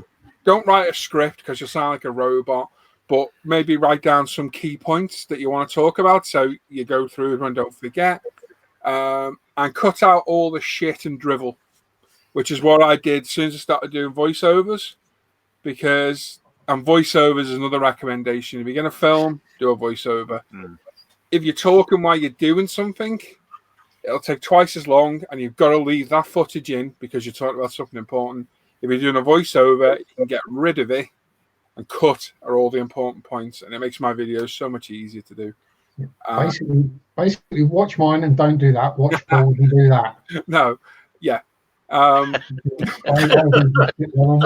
honestly, that dramatic, loud intro that's loud as shit, and then you come on talking really quietly, gets loud on my nerves. So many people do it. It's like, dinner. Oh. You can't hear anything. You're like, okay, I can't hear you now. You just deafened me with your intro. Set your sound levels the same. If you've got even iMovie, something dead simple, you can set all those levels the same. Also, don't have a 4-minute long intro. Oh my god. The videos I've seen lately with the intros, they're as long as the video. I watched one today that had a 2-minute long intro. Intros less than 25 seconds or people will turn off. And when you have been uploading videos, go to your YouTube stats and go to analytics and look for your audience retention. And what you want to see is a graph that goes, it'll drop, and then you want a nice steady line right to the end of your video. If it drops and then goes down, you're boring people. And that's as simple as that. You'll get an initial drop off where people have clicked on the video by accident, or they've already watched it, and it'll just drop, and you want a nice steady line about 50% and go. And you'll even see where people have gone back and rewatched something because there'll be a peak where it goes back up. Where you said something and gone back to watch it, but you want a nice steady line. Don't worry about making money on it. Put your monetization of you want. You'll make very little money on YouTube unless you got millions of subs. Don't be doing it for the money. It's not worth it. It's not worth it. And also, if you are doing it for the money, it's blatantly apparent, in my opinion. I'm not going to name names. It's blatantly apparent when you're doing it for the money. To me. That said, I'm not far off monetization now. So, what is it, 1,000 subs? 1,000 subs and 4,000 hours view time a year. They never used to do that, did they? You could just do it. No, but then there were the whole sub for sub channels, where it would be a live stream like this, but everyone would go in there and just subscribe to every channel that was in there. So everyone almost instantly gets to 1,000 subs and gets monetized. And yeah, so they made it harder. Yeah. So you got to get the subs the proper way. People actually watching your content. You could have 17 million subs. If you don't get the views, you ain't getting monetized. No, it's the views that do it. I think I watched a video. It was a gaming channel, and they said you need millions of subs to make money, which you do, and you need something like 400,000 subs to make like 800, not subs, views. Sorry, it's the views that make it. You need like 400,000 subs, and I think that makes you about $200 or something. So if you get millions of views and putting a video out every day, you'll make good money. If you're not, you can't live off it at all. So don't do it for the money. It's not worth doing. By all means, if you get there, do it. Oh yeah, stick it on. You'll get someone eventually. Quite a lot of modelers really don't like seeing adverts, so they will unsubscribe. And you're not going to get rich. Nearly every video's got adverts now. You can click off them after 5 seconds. Oh, and if you do monetize, don't put adverts all through the video. Keep it at the beginning and leave it off. Don't put them in the middle or at the end. It's well annoying. Yeah. Put one at the beginning and leave it there. Yeah, there was one I saw the other day that I actually sat through to wonder just how many adverts were going to be in it. Other than the ones at the start and the end, there were 6 sets of adverts in an 18-minute video. It's ridiculous. Just have one at the beginning and make sure it's a 5-second clickable off one. It just annoys people. It really does. I think that's all ISM should have. Just have the beginning. Yeah, it is. Yeah. I mean, although, something I was also toying with is doing a video, how to be a good YouTube watcher. Yeah, that's a good one. We say about things like clicking the like button. It does make a difference. I'm terrible for not doing it because I watch a lot on the TV. Yeah. You do forget. So, you click the like button, you leave a comment. All these things help that person, what helps their channel and helps them to grow. And modelers I've noticed in particular are bad for it. The other one is actually watch the video. Don't stick it on and go click forward, click forward, click forward, click forward, click forward, click forward, end. You've not done Watch the video. Yeah, you've given them a view and about 20 seconds view time, which you've not learned anything from the video. And it's just wasting everyone's time, really. Anyway, that's a bit of my rant. Back to the chat. Daryl saw the advert for the Spitfire bi-weekly magazine, which will apparently work out to £1,200. Yeah, wouldn't surprise me. And no guarantee it'd all be published anyway. There's been a few like that. Ricky says the internet's great, but it's killed the local model shop because they can't compete with the online retailers. They could. They could. But local model shops, it's competing with trying to compete with the online is hard. You can't do that. You got to lower your prices. You lower your prices, so you're making money, but they're not as cheap as the internet. And if someone's in there and they want the kit, they'll still buy it. I'd still buy it from a shop if I went in there and it's at a decent. Yeah, if you go in the shop and it's a £5 more than it is online. Yeah, you're in a shop. You're always going to expect it to be a little higher than retail, a little higher than online. But when some shops are higher than retail, you're like, no, you can't sell that. And they just got to offer something that just you can't get online. You can go in there and you can buy it all in one place. And it's unfortunately you get a smile and a happy person talking. And that's half the problem. You aren't usually getting a smile, and sometimes you don't get a happy person. Yeah. So you need to have the customer service. Yeah. If you don't have the customer service, people won't go in. No. I know people I can't compete with online. Well, then don't worry about competing with online. If you're a good shop, people will come buy it from there anyway. Exactly. Used to be a good model shop in Smithfield in Belfast. Joe owned it. You went in there and you got a cup of tea and a biscuit. Yeah. You stand talking to him for about 2 hours and realize you only put up for an hour and you're parking in the car. But that's gone now. We don't have any decent model shops here. My nearest one, apart from Hobbycraft, which I don't count as a model shop anymore because it's not. It's just not. Is in a place called Dingwall, which is 55 miles away. Wow. But and you know there are occasions I go through there, and he's got a lot of stuff. I mean, he's got the railway stuff as well, and a lot of the evergreen stuff and just all the accessories, which is great. I couldn't tell you the closest model shop to me. It used to be in Nottingham City, GD's Models, but that's closed down. The local one that was in my town, it said models and hobbies on the sign, but it sold crossbows and air rifles, so it wasn't really a model shop. Oh, yeah. And then obviously there's Hobbycraft. It's just not. They've got a little corner and everything else is just garbage. I couldn't tell you the closest one in a 50-mile radius area. Listen, my one isn't a dedicated model shop. It's a hunting, shooting, fishing type one and modelling as well. But it's about 50-50, so Yeah, so my closest would be Langley's in Norwich. There used to be a bunch more there, but again, all gone. As you say, again, it's not a purely models shop.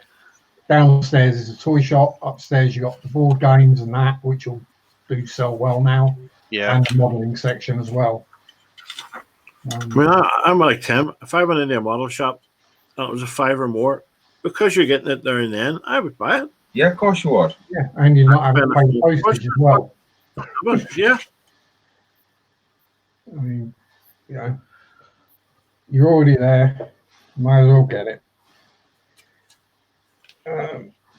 That's interesting one. Gaz Vickers is asking, can anyone recommend a good tutorial for using a PE bender?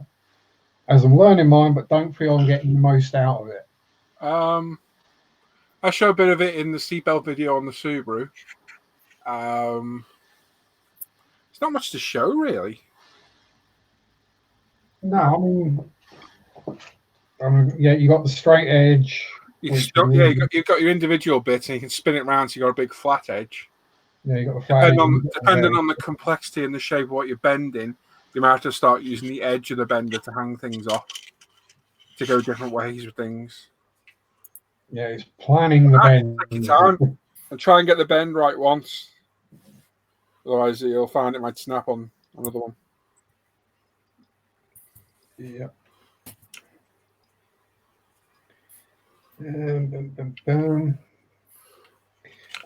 Digsby saying, yep, plans to get the Kinetic Sea Harrier. Anyone with an opinion on the Trumpy 132?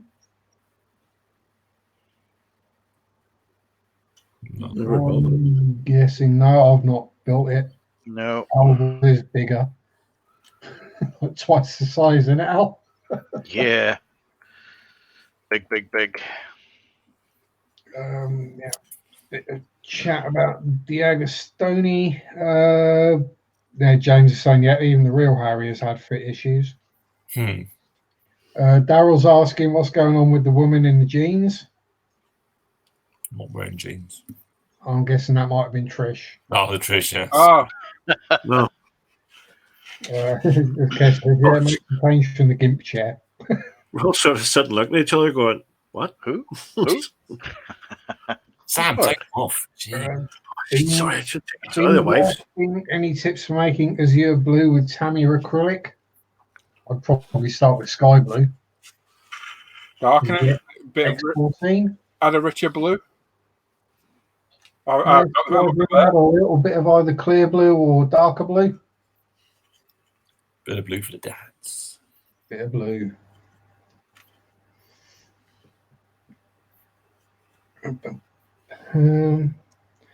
Caleb saying Sam's chair looks really comfy. That's comfy. It has to be to take me.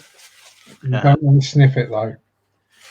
Built in a shipyard. What do you mean you don't want to sniff it?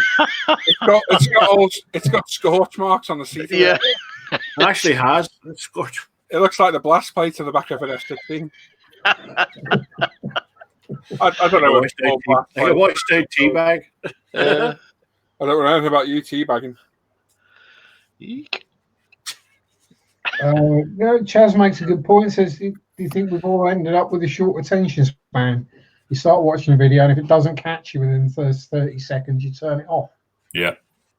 Yeah, that is the start of the video, says the guy with the most boring intros in the world ever, is where you catch the person. If you don't catch them in that first 30 seconds, minute, they're going to wander off. Yeah, because there's so many videos and so accessible on YouTube, unfortunately, it is the nature of the beast. That's just the way it is. Yeah. So sometimes just not having a long intro and just sort of getting into it is better than sitting there dawdling around for 2 minutes and then getting into what you're going to be doing, because people are just going to wander off. Yeah, keep it under 25 seconds. Yeah. People talking about their local shops. Local people. Yeah. Steve says the Wargaming shop that opened in Southport is closing. He's moving to Ormskirk as it's £2,000 a month cheaper.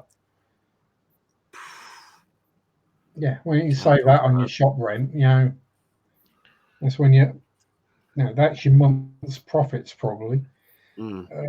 Asbo says, did have two shops, kind of one local, but he only does tools now, one in Manchester. But one went down a few months back, it was gone. There's another shop, but it's trains only. Yeah.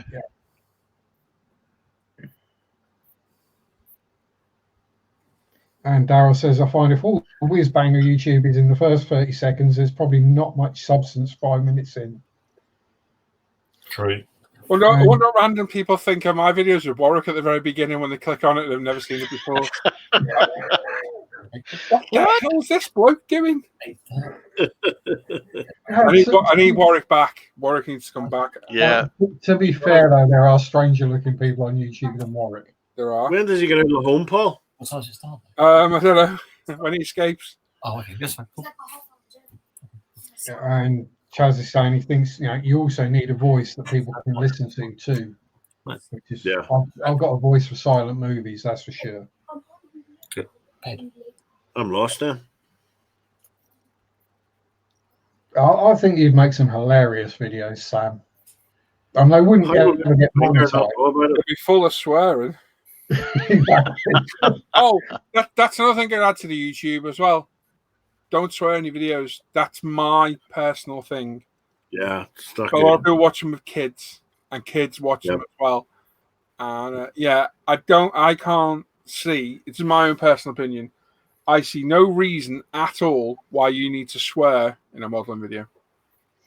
There's nothing in it that warrants swearing. If I can go for a video and not do it, and you all know me very well, anyone can do it. But I personally don't like swearing on videos. It puts me off a little bit, and I swear like a trooper, as you all know. Like shocking language comes out of my mouth, and I won't swear in a video. I mean, you're letting yourself down when you do. You know, I mean, you're promoting yourself, promoting your hobby or your interest. You know, and the first thing somebody hears is, "Oh, furf." You know, they're not going to watch it. No. You know, you watch a video to learn how to do a certain technique or how a kit's built or something like that. Exactly. Yeah. Caleb says Warwick needs the whole video series doing the Hot Wheels. Warwick does Hot Wheels. That would be a funny video. Going to be finger painting again. I think Netflix will take that one up. Your videos get suppressed for any reason these days. What? I think he's saying, I mean, there are the YouTube's guidelines on what is deemed acceptable, blah, blah, blah, socially inept. Oh, sorry, I read it wrong. I was reading it wrong. I was reading like they won't say exactly what the guidelines are. Any excuse and they'll throttle your video. Yeah, I see what you mean. Sorry, I read it wrong. Yeah, so exactly. So don't swear. Don't be naked. Don't be nude. You know me. Ground then, Tim. I swear like an MF. Me and Dan do very well to swear on here. Yeah, All of us do. To be fair, yeah, because everybody knows all the good swear words. Oh, yeah.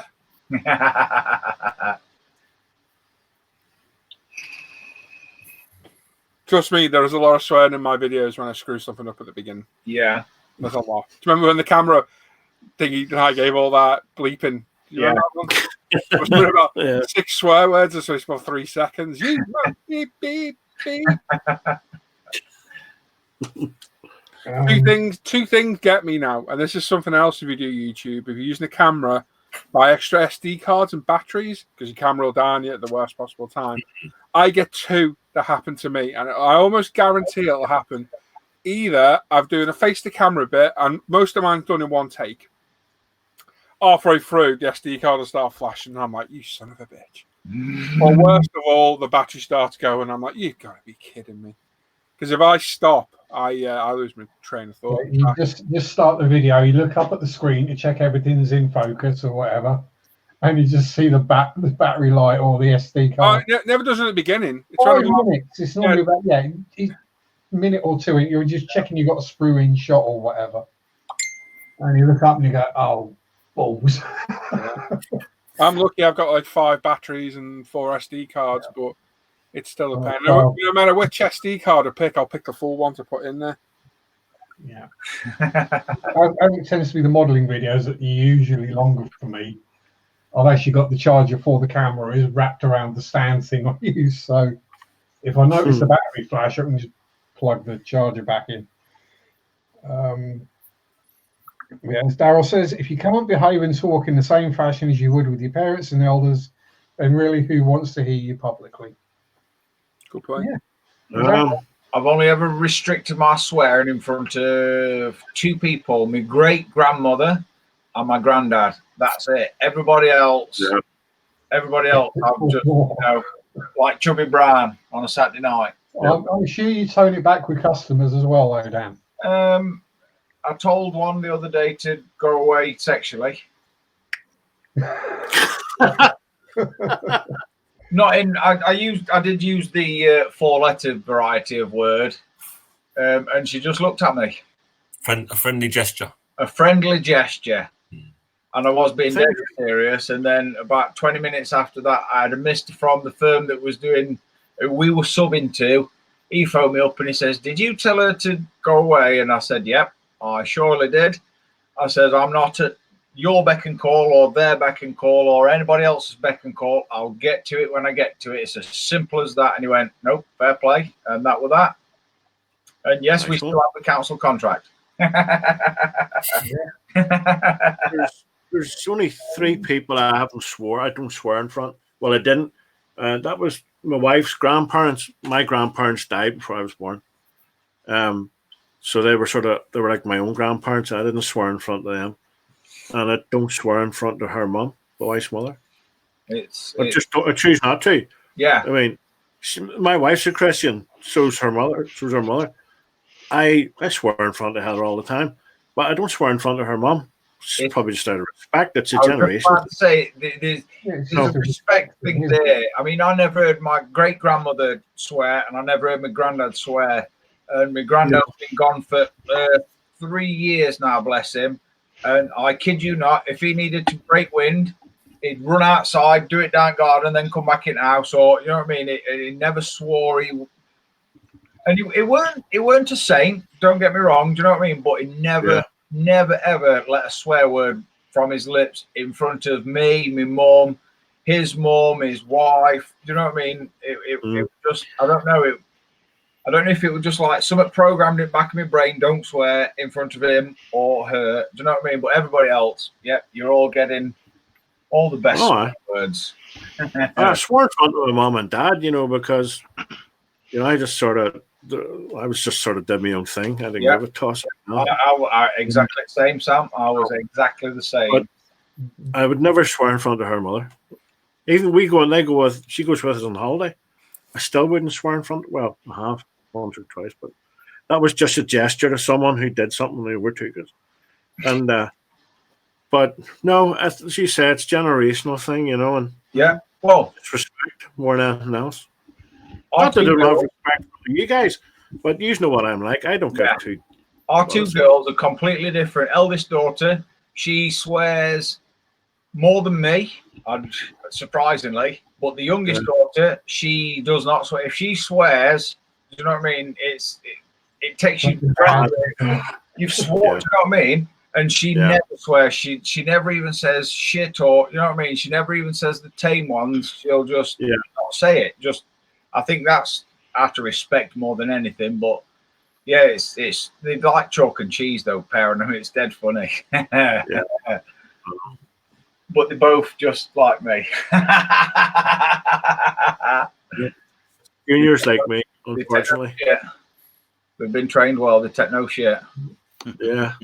Right. So back to the chat. Ian Douthwaite suggested PE tutorial. Try A and N model trucks. That's the ideal complete 124 chassis build. Oh, it can be adapted to other genre. Matthew Birtles is there saying, "How's Tick going, gangsters?" Oh, hey mate. And Caleb's going to be using his phone to do the videos, which a lot of people do. Caleb, don't worry about that.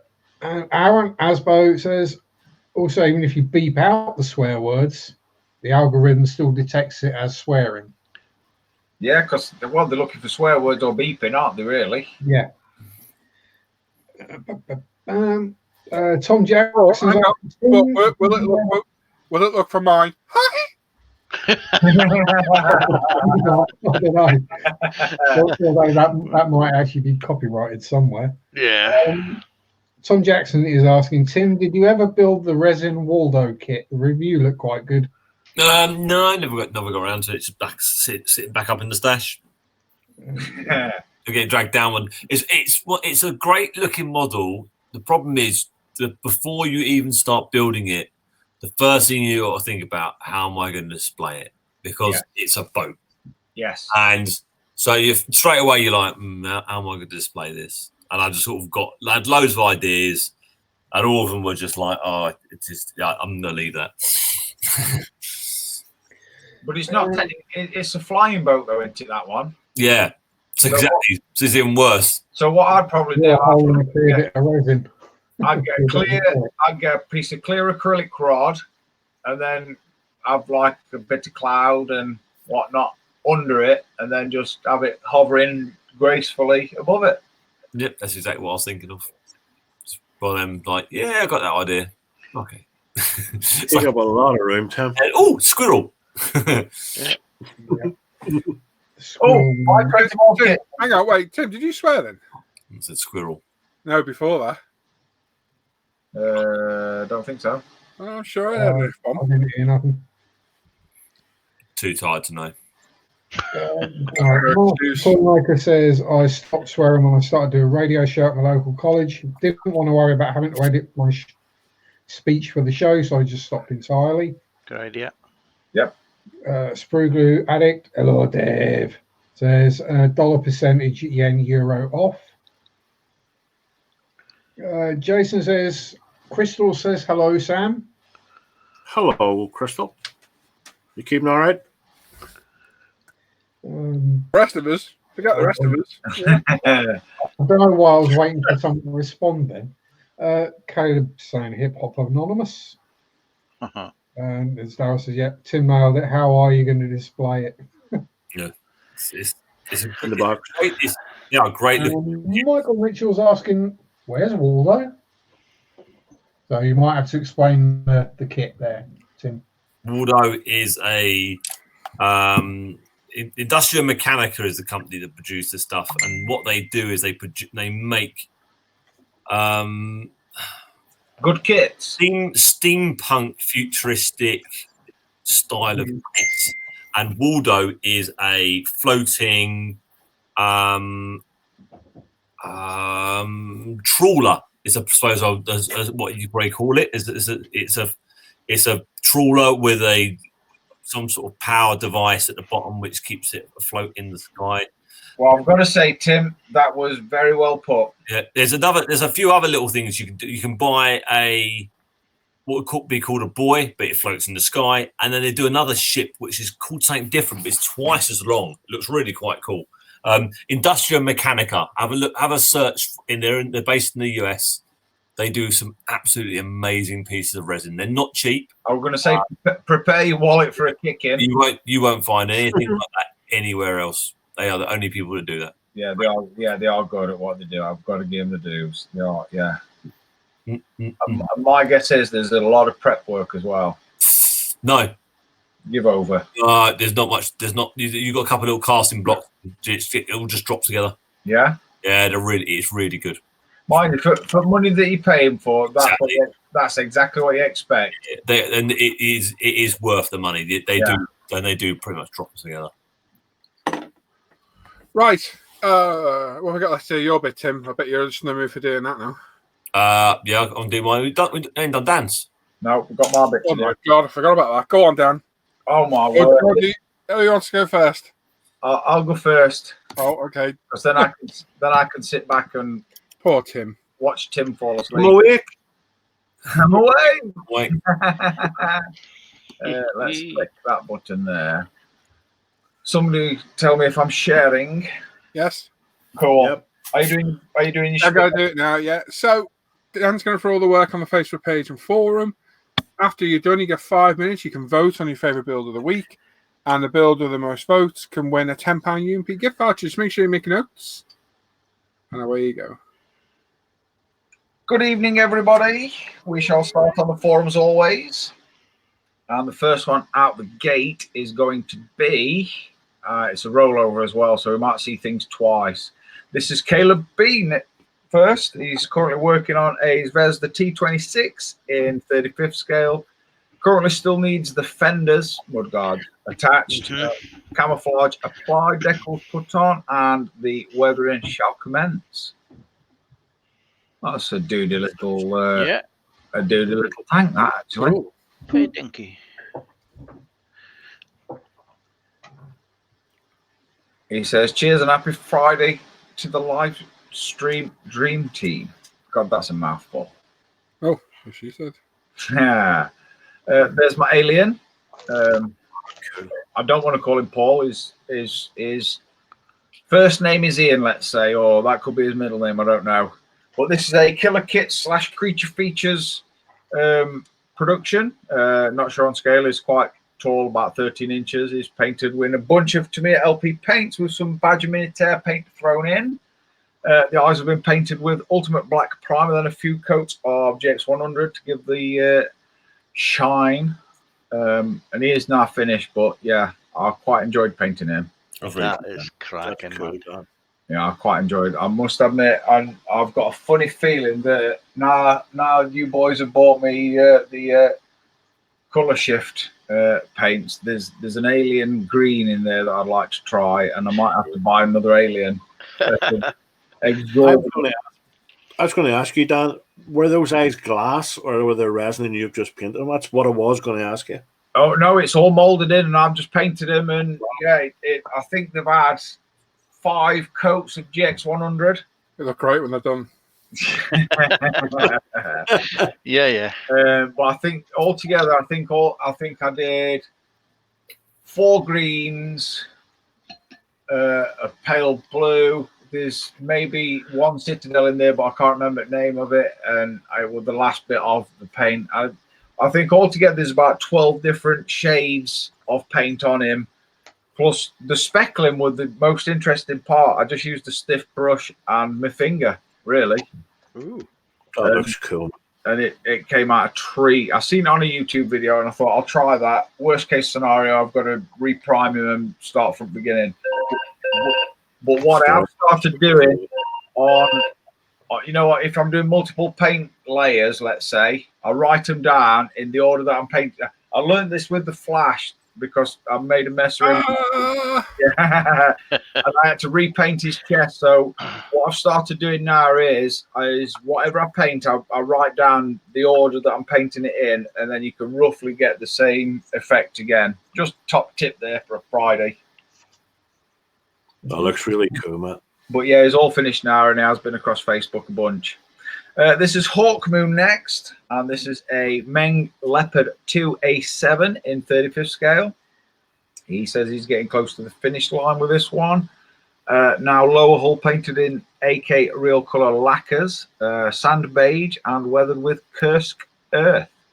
The upper hull has been base coated of sand beige, with the other colors used grey beige and light olive to finish the camo.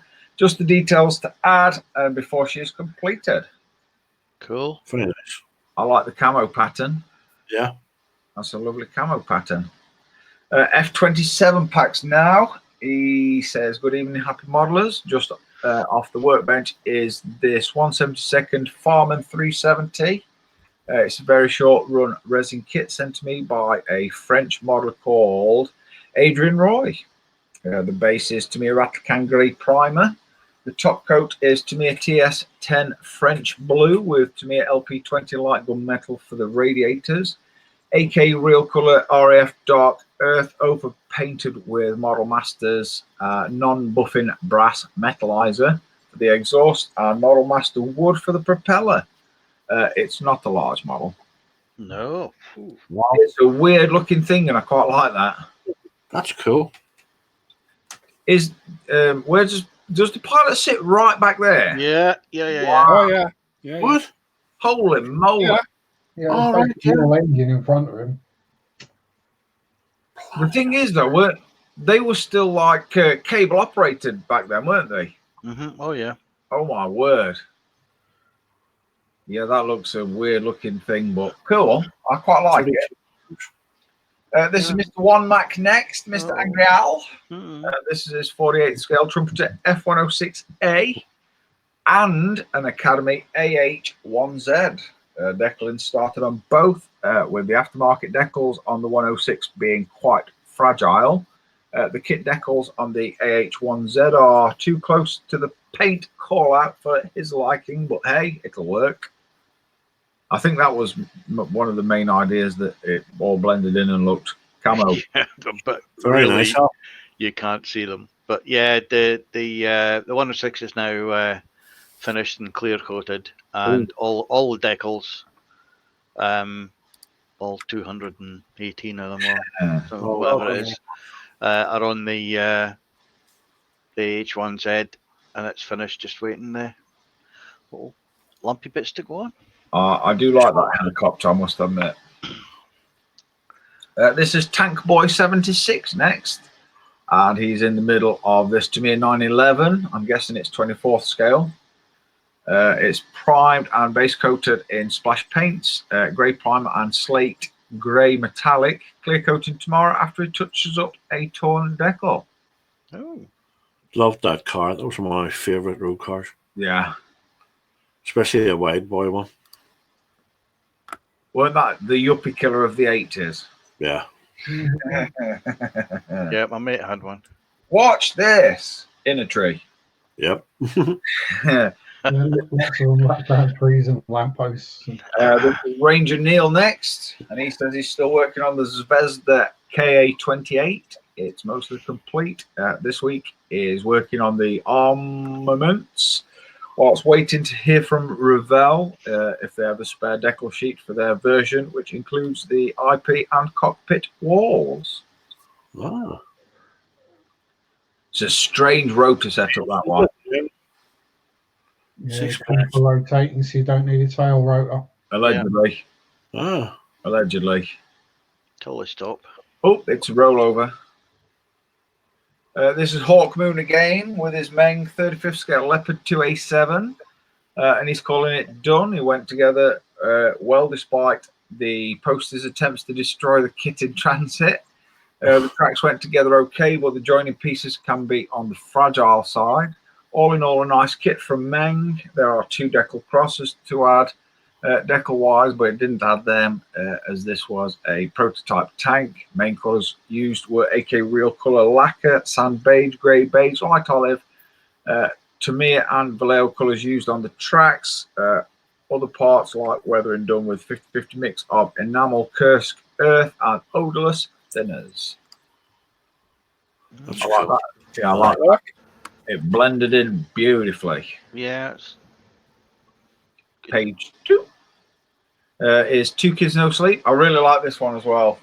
And what he did with it was quite good as well. He says, howdy all and happy Friday. All going well. I have the day off. No, he's in work. He's got some something built and off the desk. It's MPC's 1/8 scale Honda trial bike or trail bike, however you want to pronounce it. He says it's a bit of a pig of a kit. No numbers on parts, sprues, rubber tires in 4 halves, etc., etc. Moan. The paint is bare metal foil aluminium plus red Sharpie felt pen plus Tamiya clear red on top, thus a metallic candy red. And he hopes everybody has a great weekend. That is good. But I watched, I read his build thread and I watched it, and them tires did look a bit of a POS, if I'm honest. absolutely, yeah. But the red he got in his frame was quite ingenious, to be fair. Yeah, I seen that. It was, yeah, it's nice. Yeah, but yeah, I quite like that. He's done a really good job.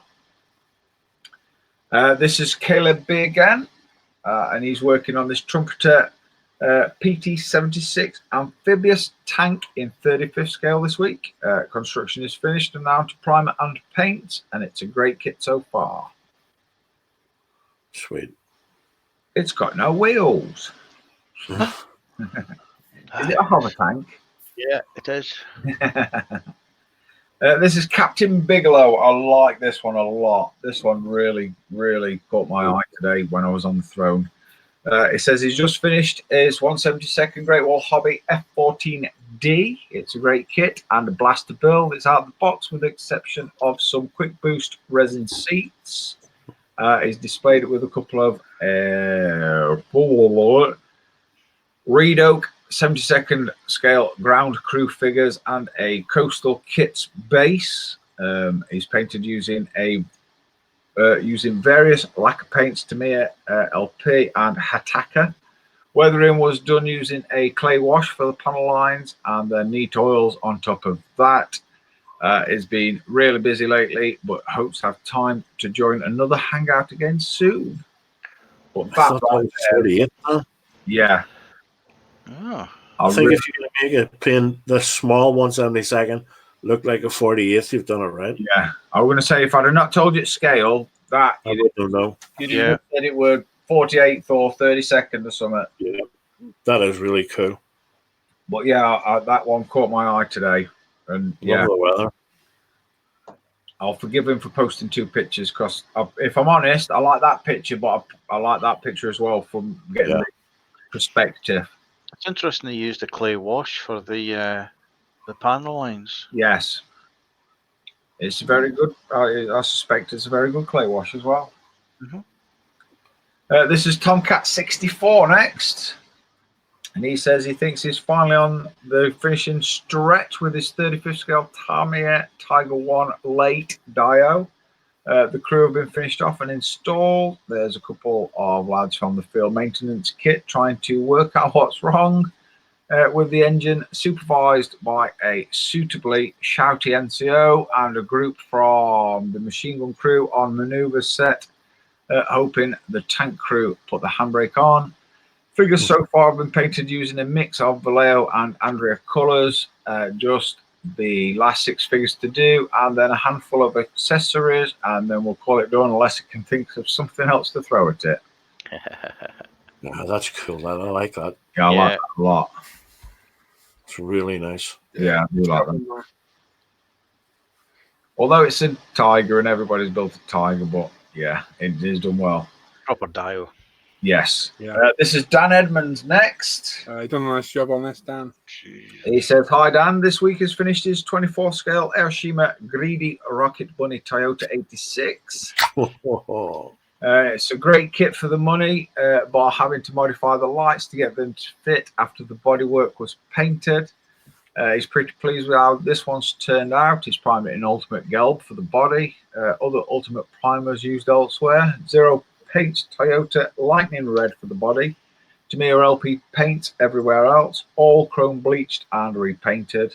He's used Pro Range 2K. Is micromeshed, microgloss and Tamiya wax. Zero textured paints for some interior, Ultimate Decal Solutions, and an Ultimate Apex with both 0.2 and 0.35 needle sets. Have a great show and a wonderful weekend, everybody." Wow. But yeah, that's stunning. That's super, like that, isn't it? Yeah, I like what I like is I like the gap between the tire. It's sometimes when you build a car, or when I built a car, you can take a picture from one side and it looks good. You turn it around, it looks like it's been wrote off twice. And I got a couple on display case like that. You know what I mean? And you have to take like a certain photograph and make it look like it's tilting, and it's not tilting, it's just sat a bit wonky. And but ours yeah, that sits just right.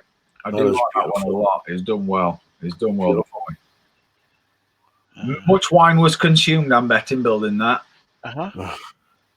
This is a strange fella called Paul, and this is his Tamiya Toyota Supra Sard. He's primed in Ultimate Modeling Grey Primer and painted in Gravity Spain McLaren Lantana Purple. He's cleared it with Gravity Spain 2K Clear. Wheels painted in Tamiya LP70 Gloss Aluminium, which is a phenomenal colour. Yeah. All painted with the Ultimate Apex, and he's polished it with Micromesh and Ultimate Polished and Wax. Say what? That's what it says there. Oh. That's what it says there. Oh. I've got to say, though, that colour looks stunning. It is a nice colour. Yeah, that's a beautiful job, buddy. Beautiful. Is it brown? The blue Sierra doesn't look blue. Yeah, it does. It doesn't look very blue. Yeah, it is. Just a bit. I've got it in front of me, another colour. Oh, Not my people. word. Are you sure? Oh, how we laughed. Next is Mr. Novarus, Mr. James Skiffins. He says, well, Bob, this week he's cracked on with the 48th scale diorama base of a dock for a little off-the-wall build for himself. Balsa foam for the walls on the base of styrofoam and a little cork for the stairs thrown in for good measure. Happy modelling all. Thanks for looking. Cool. I do like that. I like that a lot, Yeah. if I'm honest. Very nice, James. I do like how he's pointed the wall, let's say. Yep. Yeah. That looks good. Oh no, and that's all finished for the forest. Oh my god. Oh my god. I've got to press stop. On the bake book. And then I have to mash more buttons. This way, this way, this way. Oh, That way. Over there. Other way. Is that B sharing now? It is for me. cheers, aye. Cool. We're going to jump straight into Face Ache with Mr. Matt Wilson. And this is his Tamiya Castrol Toyota Tom Supra GT in 24th scale. And he's just finished 2K'ing it. That's a very nice job. They're difficult decals on that as well. Yeah, Yeah. looks good. Very nice. I You like. do it. No, he's done a very nice job. And this one's a very nice looking aerocopter. Yeah. Mr. Joe Yellow, and this is a Kitty Hawk 32nd Mirage 2000C. Hmm. It was weird. I was looking at a burner cam for one of them on Thingiverse that somebody's designed and printed in a resin 3D printer, and it looked awesome. So much detail. But yeah, I quite like the paint job on that particular one. Nice panel, sure. Yeah. This is Mr. John Matthew Sussman. He says he's almost ready, gents. Excellent. Cool. I do like his little man cave. It's yes, Everything you need. yeah, exactly right. Everything you need, and he's got his kits above his head, his spray booth and a build area. What more do you need? Yeah. Just need a window to throw them out when they don't work. in his garage, but yeah. I've watched that build from beginning, really, and yeah, he's done really well to get as far as he has, as quick as he has. He's taken on board all the suggestions. Yes, he has. Yes. Yeah. And I think one of the suggestions was not to make it airtight. Yeah. Which, yeah, it's a good suggestion, that one. What are we going on about? Hey, what? What are we talking about? His man cave. Oh. Okay. This is a Ralph Lorenz 2 sills. This is Ralph.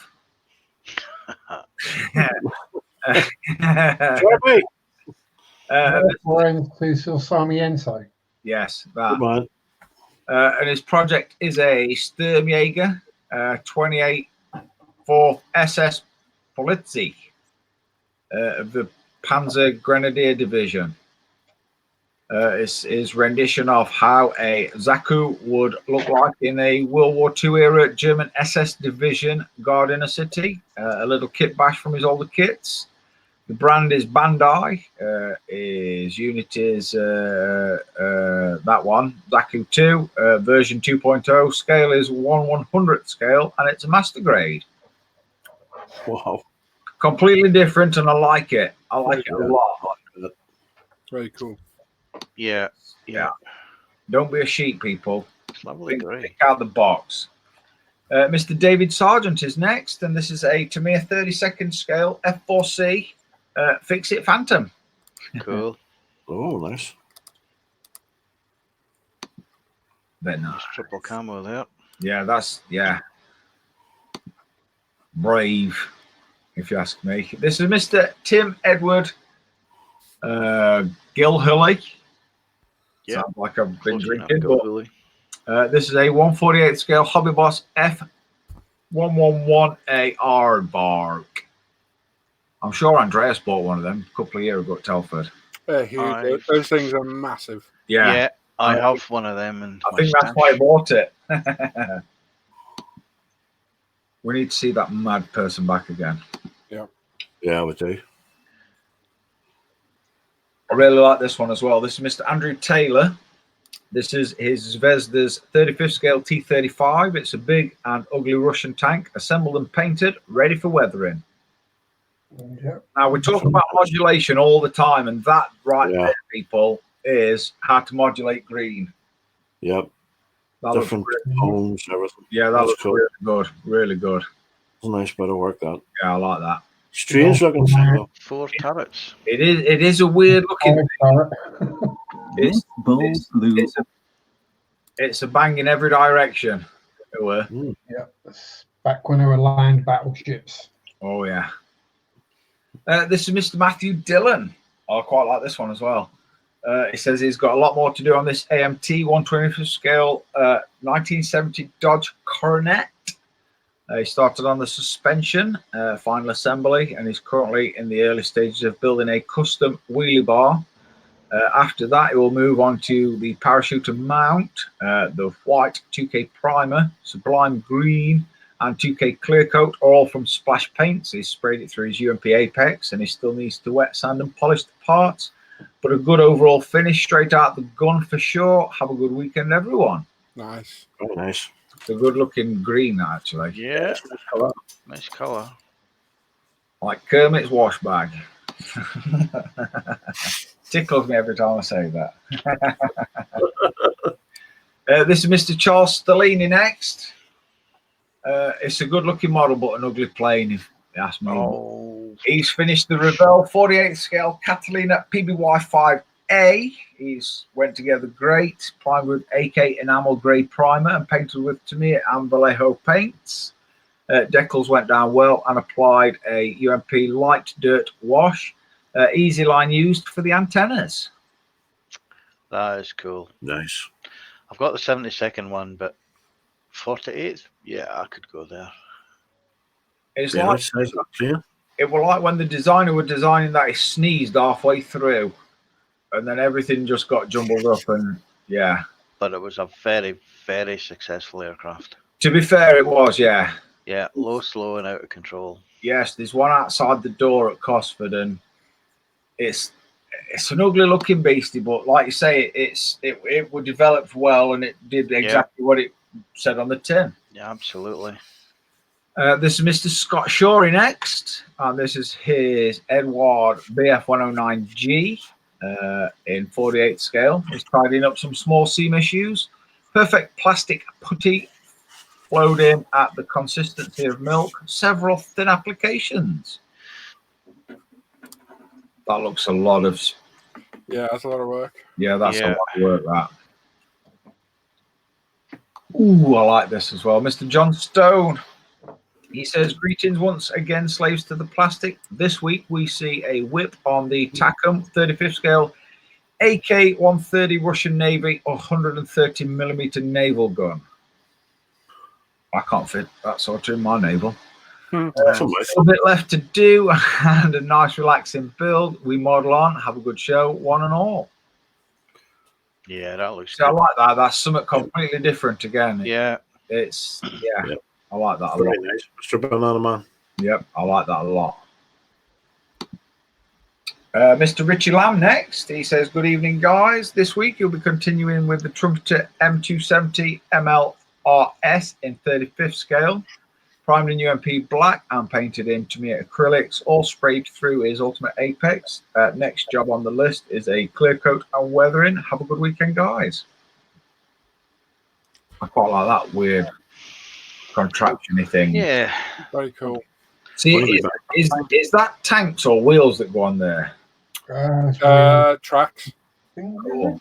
On an MLRS. Definitely. So that's just a go anywhere shooty thing then, really. Yeah, pointy bangy thing. This is Mr. Dean Taff next. He says, continuing work on his Revell 148 Spitfire 5C. Cheers, Al. Having some fun with this kit. Was cheap and cheerful. Wasn't expecting much from the kit, but is really enjoying it. The camo is done with Tamiya XF81, XF82, and XF21 underneath. Wash and decals done. Oils and weathering next. And have a great weekend, guys. Nice. Very nice. Yeah, that looks good. Yeah, I like that. Good. Weirdly. Yeah, looking For a good. Spitfire. Spitfire's a Spitfire. This is Mr. Simon Shorey. Oh, I really like this one as well. That's cool. He's calling this finished now. Our first off the bench this year. It's a Mercedes 124 scale AMG GT3 from Tamiya. It's an out-of-the-box build. Zero grade primer is used. A what? A what? A Designo what? Zinio Selenite Magna or Magno. Is used a shiny grey, Yeah. and then he's matte clear coated it. Nickels on last to keep the shine. No clear over them, plus various Mr. Colour paints. It's a great kit. I really enjoyed this one, which is good as he's got 3 more to build in different schemes. I've got to say that does look really good though. That finish That's is, nice. I like that. good. Yeah. He's This done is going to be a hard week to choose something. Oh, it's going to be solid, Sam. This is Mr. Dan Croak next. And this is a Airfix 72nd Nakajima B5N2 Kate at the decal stage. Main paints used are AK IJ and Aircraft Colours acrylic paint set shot through an H&S Infinity airbrush. Wow. That was sweet. Yeah, that mottling always scared me. Yep. Yeah. Hence why I don't build planes. And 1/72 as well. So Yeah, quite tiny. yeah. This is Mr. Daniel Blair next, and this is his AMT 24th scale 1965 Chevrolet Chevelle Surf Wagon in Tamiya grey primer for the base. Tamiya light green with cleared in Model Master Clear is used aftermarket spark plug wires for additional detail on the engine and some aftermarket decals for the flames. This kit was typical AMT. It's a disappointment, but you make what you can out of what you've got to sustain the need for a model kit addiction. There you go. Yeah, that's cool. Good Though. job, Dan. Yeah, it's looking No, good. Dan. He's done really well with that. Nice one. Mr. Chris Stover next, and he says he's finished this Tamiya 135th scale M1A2 Abrams Tusk 2 and this Trumpeter 35th scale Carl Garat. Both are painted with Tamiya paint and weathered with Vallejo washers and pigments. Very nice. That's a bang stick with a bigger bang stick. Yep. Wow. Boom, boom, bang stick. You know boom, boom, bang stick. Absolutely. This is Mr. Mark Evans next. He says more progress on his Adolf Galland 1/10 bust from Mitch's Military Models. All ready for a fun weekend with some oil paint. Have a good weekend, guys. Nice one. Nice one. Yeah. Yeah. Still looks like a bit like Groucho Marx, though. Dan, you can't say that. I'm showing my age. This is Mr. Matt Richardson. He says Operation Man Cave. A little diamond grinding to reseal the walls. Nice. Ah. Nice one, Rich. Matt, rather. I like watching man caves evolving. I like to watch them from beginning to end. It quite pleases me. I don't know why, but it just does. This is Mr. Clinton Eels next. Haha. Oh, Chunk. He says, hello, good day. Over the last few weeks, he's been working on the Revell 132nd Westland Lynx HAS 3. All parts are primed in UMP grade primer. The cockpit interior are done. Just a few more pieces to glue on and then some paint. Cheers. Have a great weekend, everyone. Yeah, I do believe that's an updated picture of it from. It has been driving him nuts. Yes. Well, has it? Right. Well, just the kit and the sprue layout and stuff like that. But yeah, the typical Revell. He's doing well with it. Yes. This is Mr. Norman Dennison. Aha. Took my breath because he's got a model. He said to compliment the main Merkava build. He's unboxed the Hobby Boss 35th scale Merkava MRV to go alongside. It's part started, so we're spending this evening getting them both ready for primer after the weekend. That was last weekend. Yeah. Oh, yeah. Not this weekend because he's on his uppers. Coming on, Norm. Get better soon, mate. Yep. Fingers crossed your disease clears up pretty swiftly. This is Mr. Tony Choose His Shoes Off next. Mm-hmm. He says, good evening, everyone. This is his Tamiya 112 scale Yamaha YZR M1 Spider-Man bike from 2004. He's primed it in UMP white primer. The main colours are Tamiya LP21 Italian red and LP41 Mica blue. The decals are from Renaissance and went down very well, surprisingly. The clear coat was U-Pol 2K, polished with polishing stuff and waxed with waxing stuff. Oh, I like that. Lovely build. That's very nice. Yeah, I really do like that. This is Mr. Mike Williams next. He's been working on the Revell 72nd scale TPZ. I don't want to say that word. Fuchs. Yeah, that word, what Paul's just said. Hummel. He says it's he says it's new territory for him as A, you don't build armor, and B, especially in 72nd scale. Is thoroughly enjoying it though. Yeah, sweet. Yeah. I've got to say that word was very, very close to other words. It is, but it's a German word. So. It is a German word, and I'm not German, so I tried to steer clear. This is Mr. Dan Edmonds next. He says, good evening, Dan. This week has finished the interior on his 24 scale Aoshima Greedy Rocket Bunny Toyota 86 that we've already seen finished on the forum, but we'll backtrack. He's also got all the very bad fitting glass parts in the body shell. Should have this finished in the next few days. Yes, he has. Have a great show and wonderful weekend, everybody. Yeah.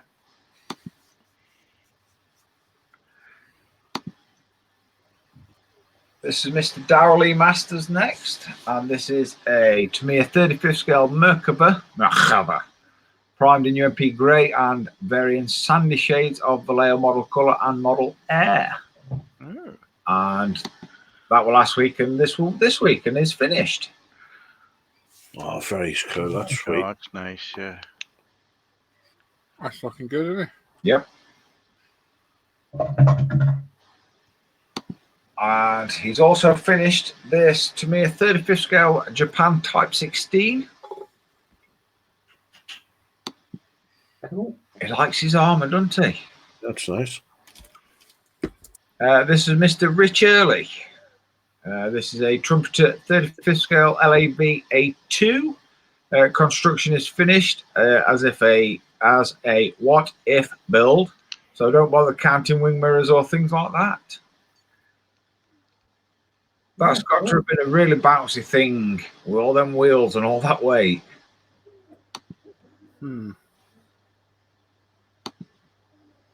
Oh, Mr. Banana Man again with his finished thing. Mr. John Stone, he says, greetings once again, slaves to the plastic. Here then, on this second week, we see the completion of the Takum 135th scale Russian 130mm naval gun. He's primed using UMP black and painted with ammo of MiG medium gunship grey. A nice, relaxing, easy build after the KT. Hope you like it. Have a great show. We model on. Yeah, I do like that. Oh, that's lovely. I do like that a lot. Mr. Ian Christie, he says, evening all, busy week. Two completed and some full model tracks done. UMP burnishing fluid is on his way. First was a egg scale A6 Intruder that was started last year, and he's painted it with Vallejo model air colours. Thank you. I like that. Yeah. Oh no, I like egg planes, but I don't like egg planes. This was his second. It's a easy kit from Revell. It's a 88T from the Clone Wars in 1/50th scale. It's a snap together kit, but he's added a bit of fun with oils, pin washing, and shading. Quick build whilst waiting for his HE219 mass. Pardon me. Try and note that one in. Yeah, I was trying to burp under my breath, and it's really hard to do and talk. I thought you were trying to yawn. No, it were a dirty pizza burp from earlier. You dirty bird. Oh, to be sure. This is Mr. Mike Tyner next. He says, hi, Dan and the crew. He's finished the Tamiya 24 scale Nissan Calsonic GTR. He's primed it with Ultimate White Primer, painted with Zero Paints Calsonic Blue, decals laid down with UMP Decal Solutions, cleared with Pro Range 2K Clear. Other paints used were a mixer of Tamiya LP paint, AK Extreme Metals, and Tamiya Acrylics. He's polished it with compound and polish. It's a lovely kit to build. Just be careful with the decals, as some of them are labelled with wrong numbers. Oh. Very nice and shiny, Mike. Yeah, that's nice. And his car. Yeah. Oh dear, I went a bit dark there. This is Snow Wolf. He says, hi all, it's Southport Steve. This week he's dragged out his Carmine Dragon from Forge World. She has been primed with UMP black, dry brushed with Vallejo 886 green grey. The tongue was painted with a mix of Vallejo flat red, blue, and bright orange. Any advice or ideas are welcome. Nope, I think you're doing a very good job. What I probably would suggest is try and throw a few blues in there along the scales, the spines, and whatnot. Yeah, Maybe a few greens as well. But yeah, that's I quite like his dry brushing, what he's got going on there. Yeah, that looks yeah. I like this one as well, Mr. Jason Works. He says, hello, all the crew, not just me, it's all the crew. Hope everyone had a good week and got stocked up on toilet paper. Weirdly, I have actually. No. He's finished up this Tamiya 112 scale Ducati Panigale S 1199 this week. Gravity Ducati Rosso Red, Zero Paints 2K Diamond Finish. He's added a few carbon decals with Scale Motorsports carbon decals and the Tamiya Fork kit. This was a really nice build, typical Tamiya kit. Everything fell together. He made a few mistakes along the way, but learned a few things as well, so all's good. All in all, he's pretty happy with it.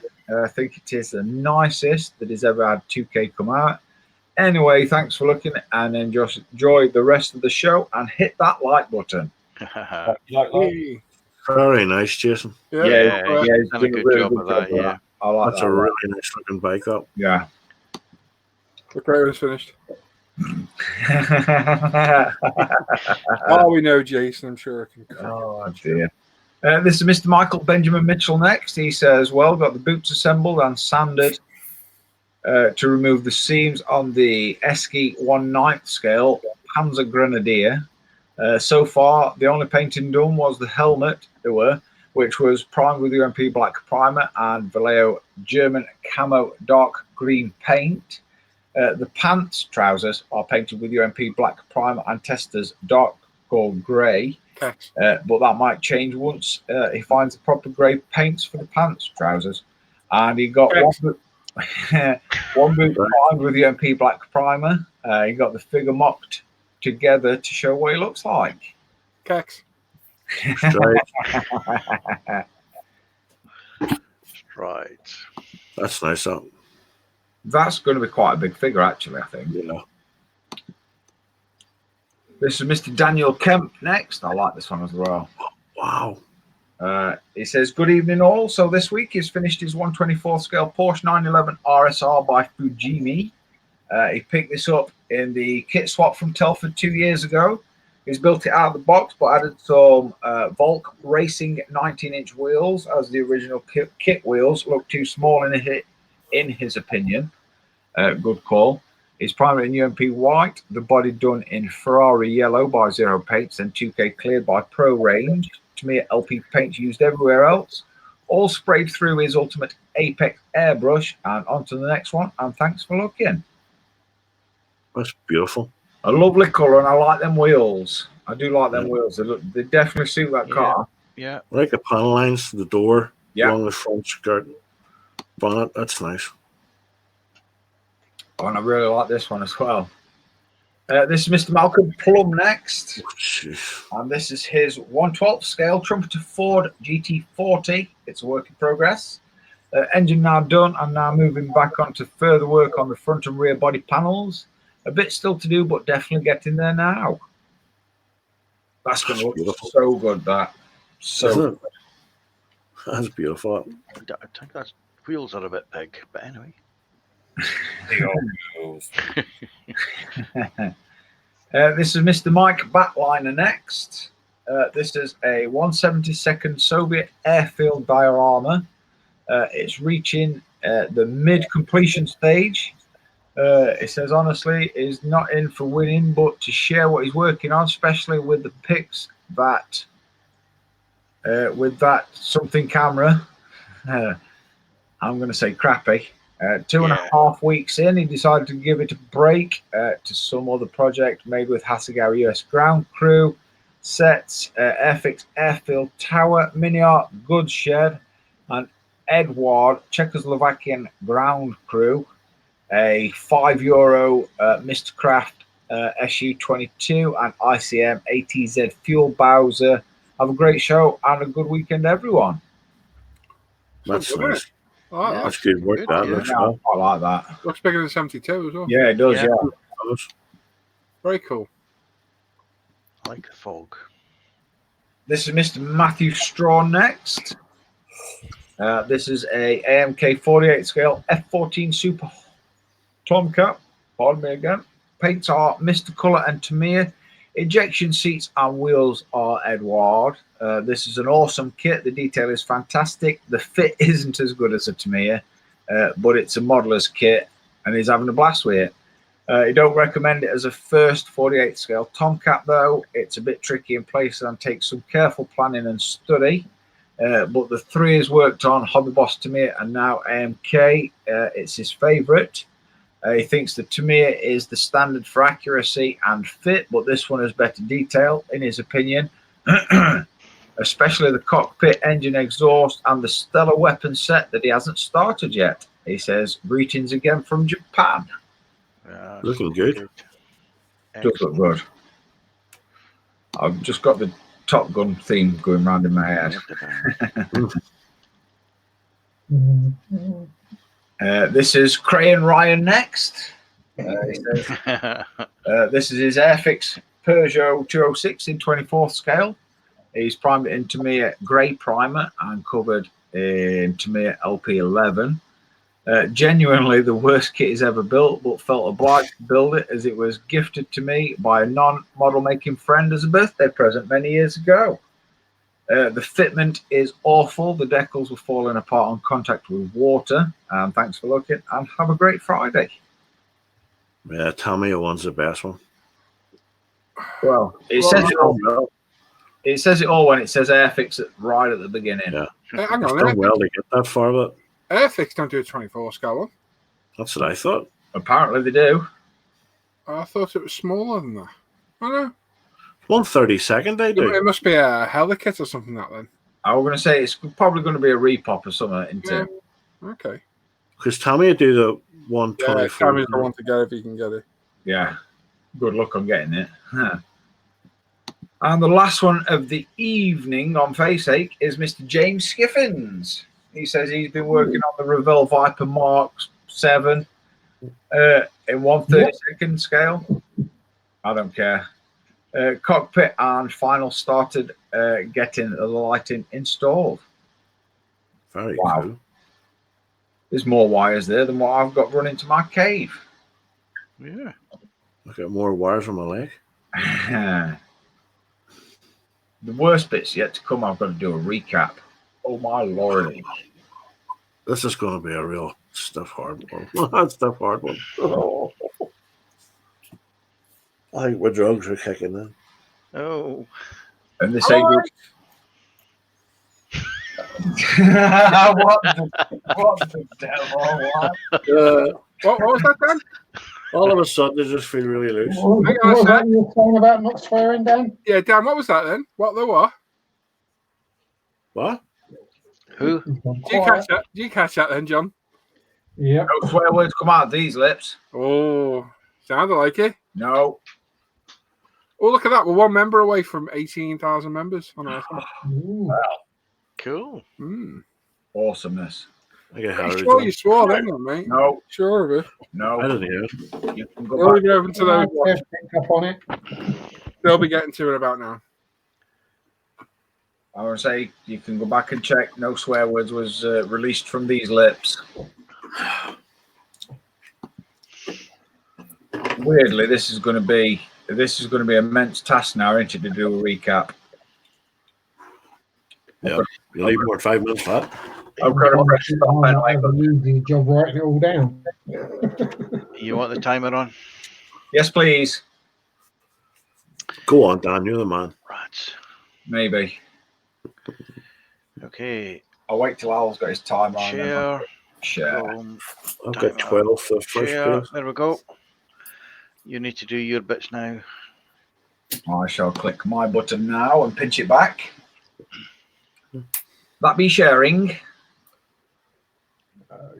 Yep. That be sharing, yes. Cool. Yes, Norman, let me know. Roman's rewinding the live stream.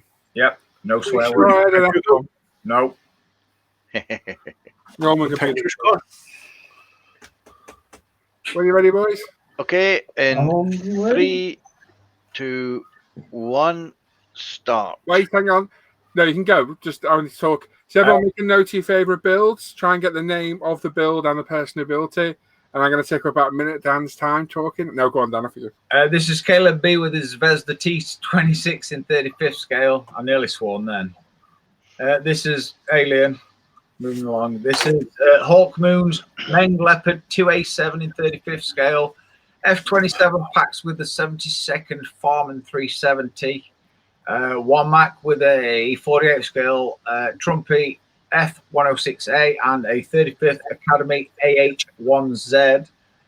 Tank Boy 76 with a Tamiya 911 in 24th scale. We have Mr. Ranger Neil with his Zvezda KA28 in a secret scale that nobody knows.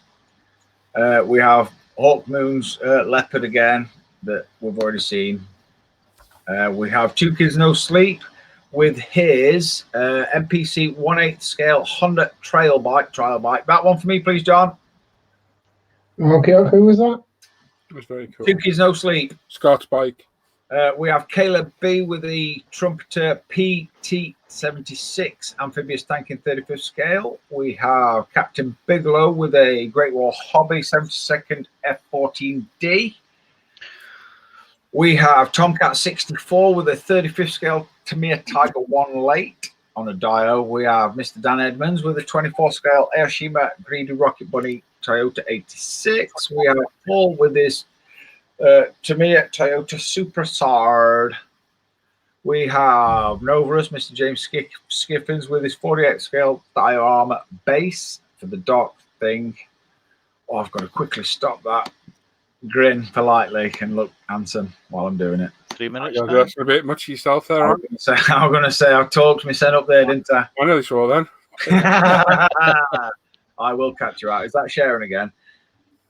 This is Mr. Matt Wilson with his Tamiya Castrol Toyota Tom Supra GT in 24th scale. Mr. Joe Yellow with his Kitty Hawk 32nd scale Mirage C. Mr. John Matthew Sussman with his Man Cave in 1:1 scale. Mr. Ralph Lorenz, Mr. Ralph with his Sturmjäger 28th 4th SS Panzer Division German piece of armor thing. David Sargent with a Tamiya 32nd scale F4C Phantom. We have Mr. Tim Edward Gilhully with his 48 scale Hobby Boss F111A Aardvark. Mr. Andrew Taylor with his Zvezda 35th scale T35. Mr. Matthew Dillon with an AMT 125th scale 1970 Dodge Coronet. Mr. Charles Stellini with a Revell 48 Catalina PBY 5A in 48 scale. Scott Shorey with an Edward BF 109G in 48th scale. Mr. John Stone with a Takom 35th scale AK 130 Russian Navy big gun. Mr. Richard Lamb with a 35th scale Trumpy M270 MLRS. Mr. Dean Taff with a 48 scale Spitfire Mark 5C, whatever. Scott Shorey with a Mercedes 24 scale AMG GT3 from Tamiya. Mr. Dan Croak with a Airfix 72nd Nakajima Kate. We have Daniel Blair with an AMT 24 scale Chevrolet Chevelle Surf Wagon. Mr. Chris Stover with a Tamiya 35th scale M1 A2 Abrams Tusk 2 and a 35th scale Trumpy Carl Garat. Mr. Mark Evans with his Adolf Galland 1/10 bus from Mitch's Military Models. Mr. Matt Richardson with Operation Man Cave. Mr. Clinton Eels with the 32nd scale Revell Westland Lynx Haas 3. Mr. Norman Dennison with a Meng Merkava MRV in 35th scale from Hobby Boss. 40 seconds. How many? Tony chooses shoes off with a bike. Mike Williams with his swear word thing. Mr. Dan Edmonds with his Rocket Bunny Toyota 86. Mr. Darrell E. Masters with a Merkava in 35th scale from Tamiya and a Type 16 in 35th scale from Tamiya. Mr. Richie Early with the Trumpeter L30 135th scale LAVA2. 5, 4. John Stone with his big gun. Ian Christie with the thing. I've lost me. Don't worry about it, Dan. Time's up, mate. Don't bother carrying on. Sharpie, Yep. put me down for Scott's little mini bike. Okie dokie. I'll go for Dan Edmonds. Righty-ho. There are so many good ones this week. It was just unbelievable. About a dozen that I thought could have won this. Yeah. 15 to 8 to 3 to 2, and my decision is Joe Yellow's Mirage 2000C. Oh, good call. I'm going to click stop.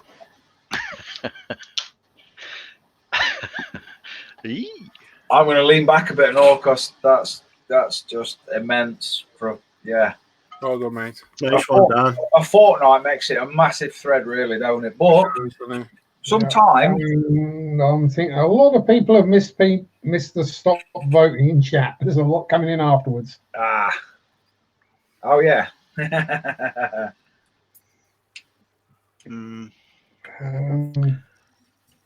Might be an idea to extend the time on a rollover, do you think?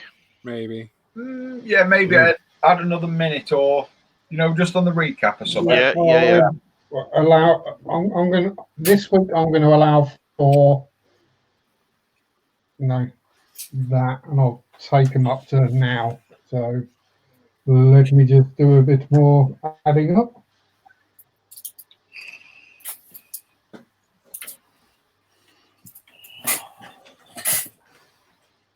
My screen went black, so I had to rejoin.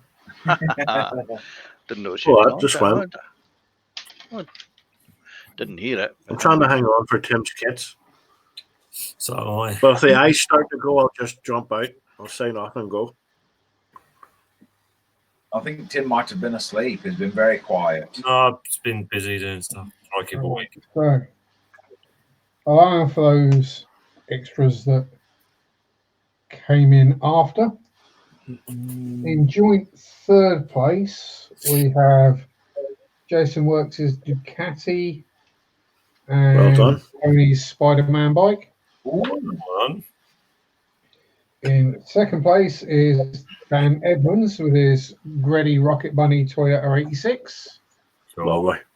And then in first place is can't read that. It's some weird guy called Dan who made some strange alien thing. Hey, well done, Dan. Well done, Dan. I will donate it to Models for Heroes. Cool. Of course. Nice one, mate. Nice one, Dan. Good man. Well done. I'm not going to be able to get out of cave at minute. My head will be massive. Yeah. Hey. Oh, actually, sorry. You wish. I have to say I'll that not go there. bloody hard this week. Oh, it was solid, weren't it? There was a lot there, wasn't there? Definitely was. Yeah, Some beautiful work there. yeah, some really, really good work. Yeah, well done, everyone. Yep. Phenomenal All work. good people. Absolutely. Well done to Dan as well. Yeah. Yep. Thank you all. We've still got 150 people watching. That's good. Wow. Well done, everyone. Good going. Well done, everyone, for sticking with us through the night. Well done. So all we're going to do now is Tim's tits. Hey. Oh. And we're done. So might as well do it, might we? Tim? Yeah, I'm just trying. Well, Tim falls asleep. Oh, yeah. Tim's in a puddle in his chair at the minute, isn't he? Tim could probably just do. We get in the back of that Maybach right now. Yeah. All right. Tell you what, I bet you sleep on the back of that, wouldn't you? Oh, Good, yeah. Oh, yeah. Stretched out. Beautiful car. Trying to remember where the hell this thing. Further. Question, John. This fish keeping page I posted on. Yep. There's a lot of people on there. I haven't got a clue what they're doing, innit?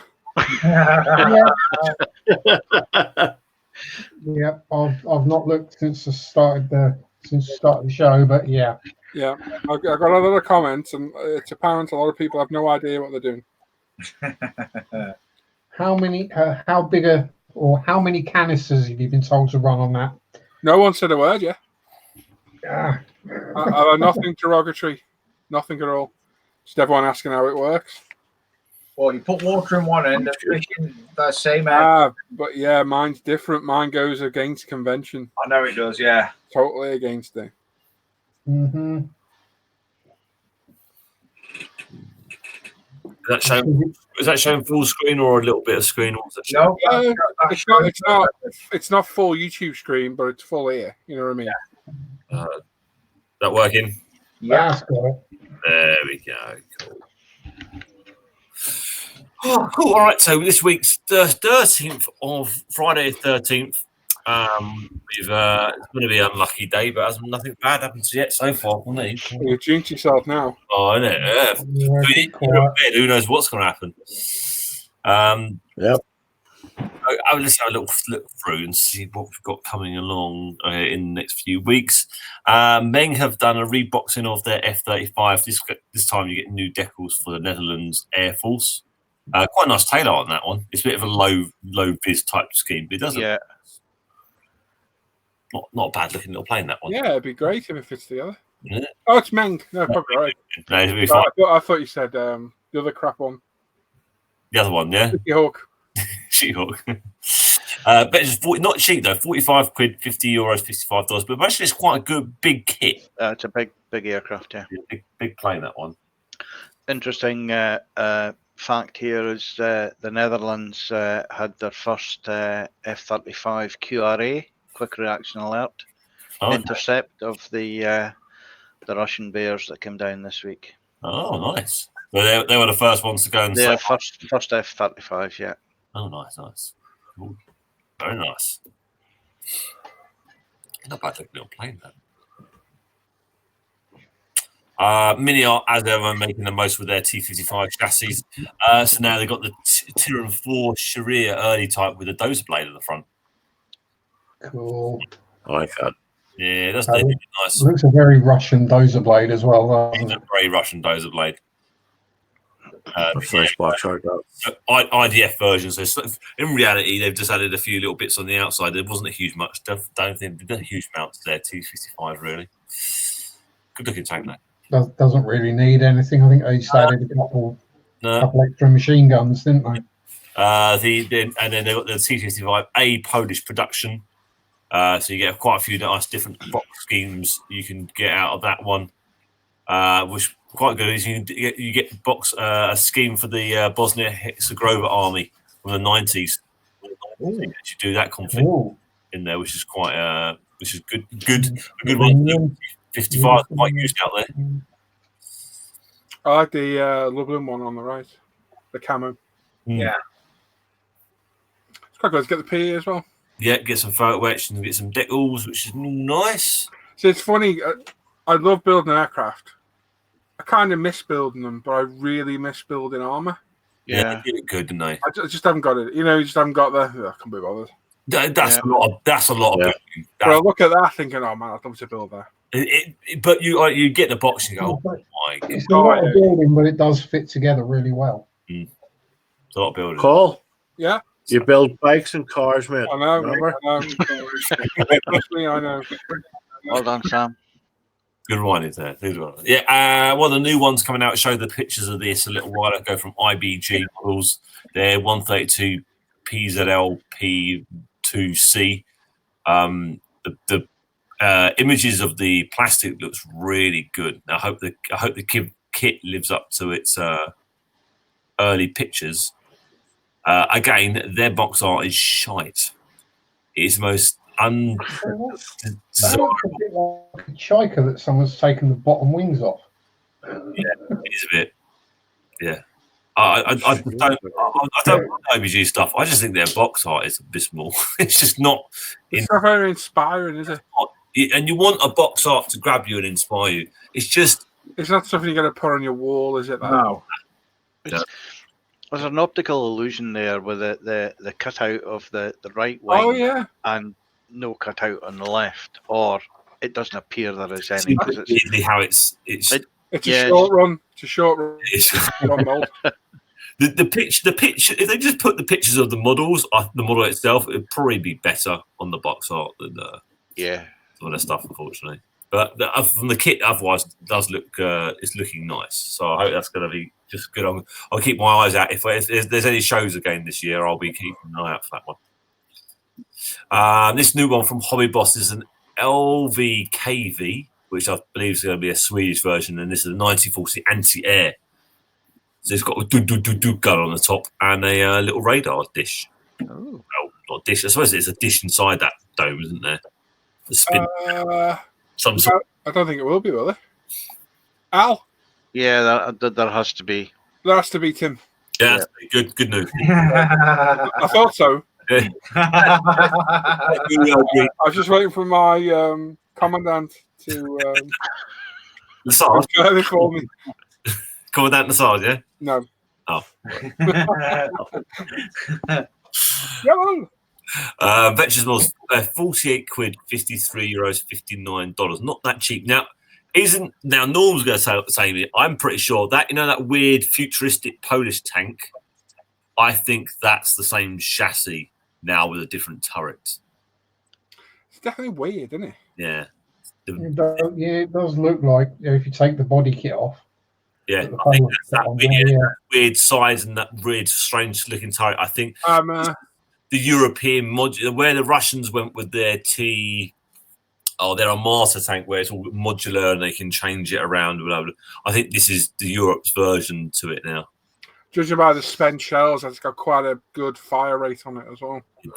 That's a proper quick firing. Decent fire rate, ejecting and backward. Mm. So, I wonder how it's fed. Through the mouth. It's on no, it won't be. That's ridiculous. Now, from Hobby Boss, they're doing the IDF Puma, which has now got the version which has got these. Are they rockets at the back? It's the mine clearance. Yeah, so these are long bandoliers, yeah? Yeah. Okay, so you've got mine rollers at the front and then bandolier sort of system at the back there.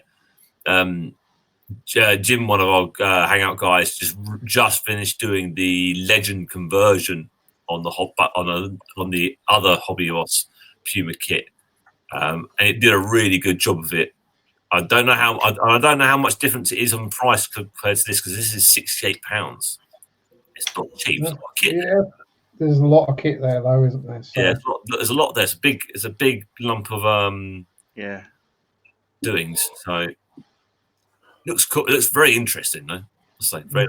Not a small mine roller on the front of that. No. And it's £68, €76, $84. I'm gonna go, boys, before you start. See you soon, mate. Take care, mate. Take it easy, boys. See you later, Sam. I've also done their Kraz and their trailer. if you want to do a bit of transportation. Vectra's £72, €80, $89. Good for a T55, that one. Yeah. Hopefully it'll go together better than the Tacon one did. Yeah. Or didn't.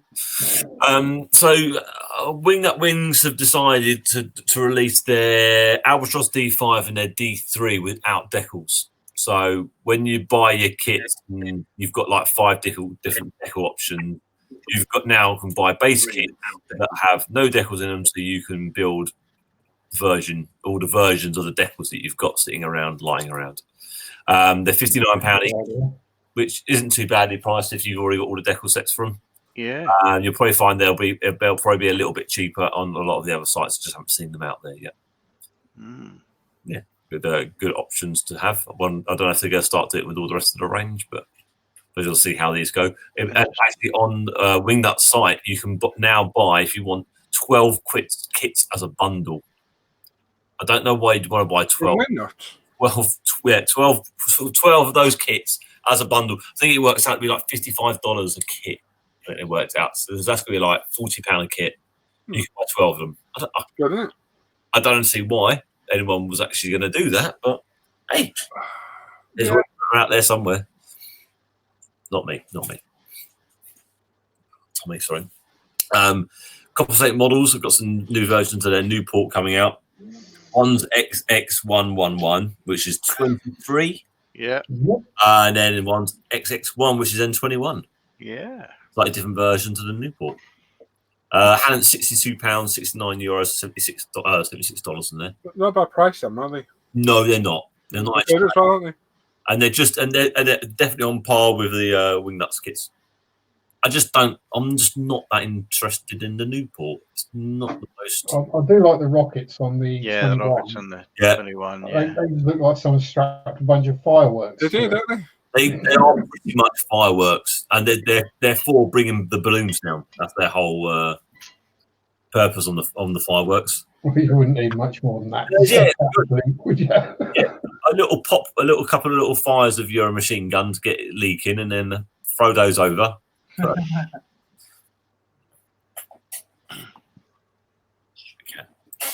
so the cat's decided to play tag with the trainer. Yeah, good idea. Personal. Yeah. Now, that strange Microver, they are bringing out the Kalinin K7. The hell is that? Right. So this is. Good grief. This is like. Is that a boat pipe? No. Just plain old normal plane. Look. So you What's with the landing gear then? see the people at the front with machine guns. Oh my god, yeah. Yeah. So this was. Shot that. Yeah. So the Russians this is like interwar. The Russians went, right, we need to build something even bigger. And went, yeah, let's build it. And they all went, yeah. And then they tried to fly and went, oh. They built it so badly. It's all metal. And they didn't understand at the time the resonant thing of how planes resonated when it started making out metal. The thing turned into a massive vibration as soon as it started taking off. Never flew again. Imagine landing that and you're one of those gunners. So either it bounces hard and you fall out, or it bounces really hard and you end up in the props. Yeah, it's not. I would have thought even the Russians would have put some kind of tunnel in the back so they could hide in the gondola. Well, either that or that front strut is hollow. A tunnel up into the wing into the fuel. Yeah, I think you can. I think there's on the top. Yeah, get into the wing and die of carbon monoxide poisoning instead. It's I think they built one. They tried to fly it. It took off, nearly vibrated itself to pieces. They landed it, and that was the end of it. Whoever put those streaks on those wings shouldn't do that with an airbrush. Yeah, you get a real modeler to do. It was out for real modelers. I love the fact that they actually show it flying because it never did. Yeah, and why the propellers are all facing the same way. That's impressive. Oh, we're in sync. Yeah, of course. Silly us. Yeah, just interesting though.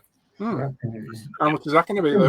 Probably not very cheap. That's probably going to be quite a size by the time.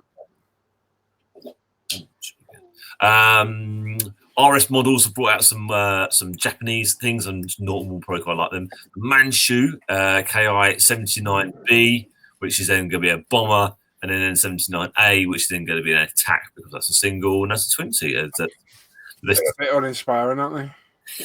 Yeah, not the most interesting ones. That one doesn't even look like it's got wheels. They look like discs instead of actual rubber wheels. But hey, a bit Stuka-ish, aren't they? Mm. And they ended up being a bit uninspiring. Loads of reboxings coming out. Aoshima's doing a load of reboxing in their Skyline, the two Skylines and the Haruken. They're just new boxes. I couldn't see anything different on them. Their YZR 500 is going to be coming out in the Iberna team. And then you've got that Model T 1911 touring with American motorists. Mm. I think they need the man standing out front with a man waving a white flag. I think he surrendered. Oh, is it? Oh, right. Okay, cool. It's red I'd say lamp, the isn't it, at night? YZR 500 would be cool. It's a good looking little bike, that one. From Fantastic Plastic, but it's made in resin. The Northrop HL10 heavy lift plane experimental lifting body. It's a really weird. I did have to go out and have a look, read up about this. So instead of having wings, the whole body created enough lift from its rocket propulsion, but apparently they didn't really work very well, so they stopped flying. Yeah. And they look ugly.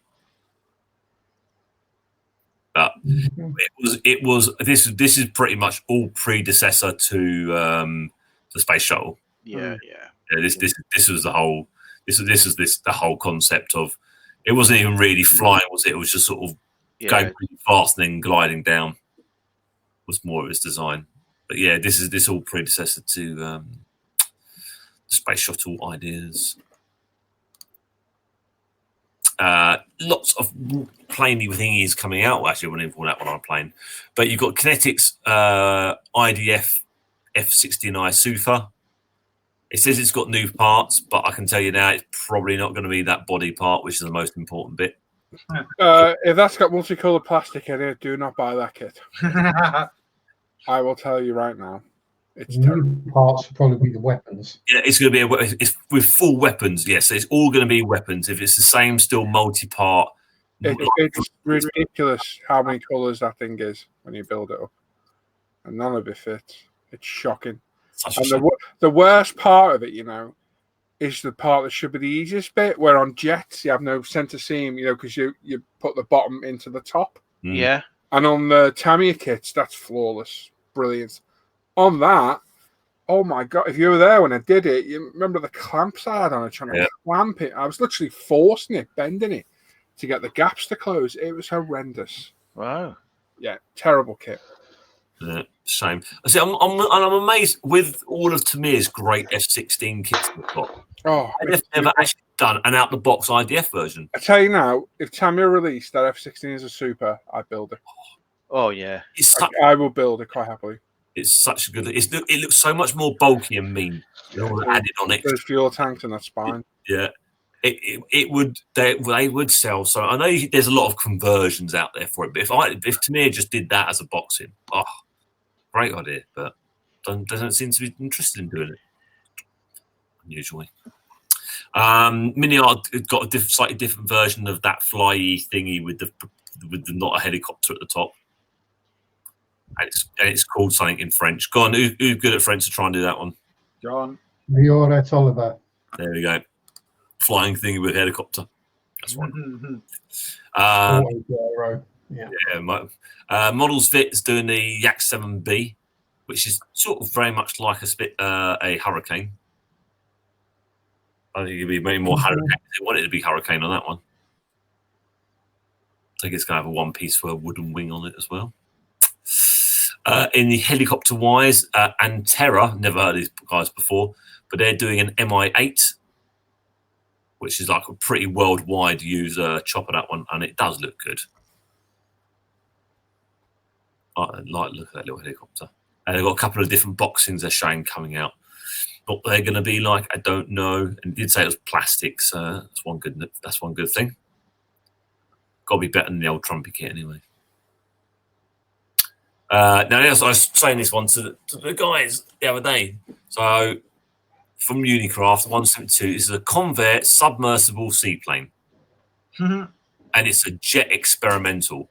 So, how they blend all three of those things? A submersible seaplane that's jet powered. Yeah, that doesn't make any sense. Definitely, isn't it? Yeah. Well, basically, you're going to have to land it on the water without filling the jets with water. Yeah. Switch off all the jet engines. See, I'm just looking. Fire up the internal jet like a jet ski, which is what I'm assuming it's got. Then fill the ballast tanks, get it underwater, scoot about a bit, empty the ballast, get it on the surface. So it looks like it's got at the back there. Look, it's got this weird intake scoop, and then another little bit out the back. So I wonder if it's got like a jet ski type of propulsion. Yeah, I would assume it's got jet ski system in the back end of it there, and there it must then seal off the jets as it goes underwater. Got to do something like that, because the last thing you want inside a jet engine is seawater. It's like that Caspian Sea monster. That thing didn't look like it should work, but it really did work really well. This is like the Americans going, yeah, we can do that, but we can make it go underwater. No, that's just it crashing. That's what happens when it crashes. Yeah, submersible plane. Yeah, it crashed. From Mang in 135, they've got their M4A3E2 Jumbo, which has got that really ugly mantlet on the front of the turret. Definitely the ugliest Sherman that was ever out there. First in Bastogne as well. Cool. E-models £54, €60, $67 on that. Yeah, not the most interesting of them. Got duckbill tracks though, which is quite cool. Revell have done one of their special limited edition version boxings of their 172 Gatto sub. You get a load of photo etch, load of turned brass in there, and you're going to pay for it for £134 from E-models, €149, $165. Yeah, I think by the time we've added all the brass, wood, etch as extras on the standard kit, you're probably not too far off. No, I'll be honest, you're not. You're not. By the time you find the photo etch set, you find the wooden deck, you get the barrels, you get the turned metal brass ones at the top. It's actually in a boxing. It's not actually too bad when you're buying it like that. You just got to get over the price of it. It's going to cost you a lot at the start, and it's not. This is a monster. This is fucking late at night. I ain't doing this late anymore. Right, this is it's double the width deck at the top. It's a big monster. I really don't care. Oh dear. I'm not doing it later anymore. I'm not. I ain't doing this late at night anymore. Sorry, Tim. Nothing is late at night. You're looking right. From Model Factory Hero, we've got a 112 Speed 8 Bentley coming out. That thing, beautiful Bentley. That was a beautiful blonde car. That's a lot of work. Looks really cool though. Yeah, so that is definitely one that someone like preferably Tammy should do. Yeah, I'm amazed it's never been brought out before. I imagine maybe it's hard to get the rights off Bentley to get them to produce these kits, but you'd need the Bentley and the Audi rights, wouldn't you? Yeah, you see now you've probably got to deal with Audi, but I don't know. I don't know. But it's a shame they've never released this one at an earlier date. By the time you paid the licenses to both of them and then all the sponsors. Yeah. From Plus Models, they're doing a 135 American forklift.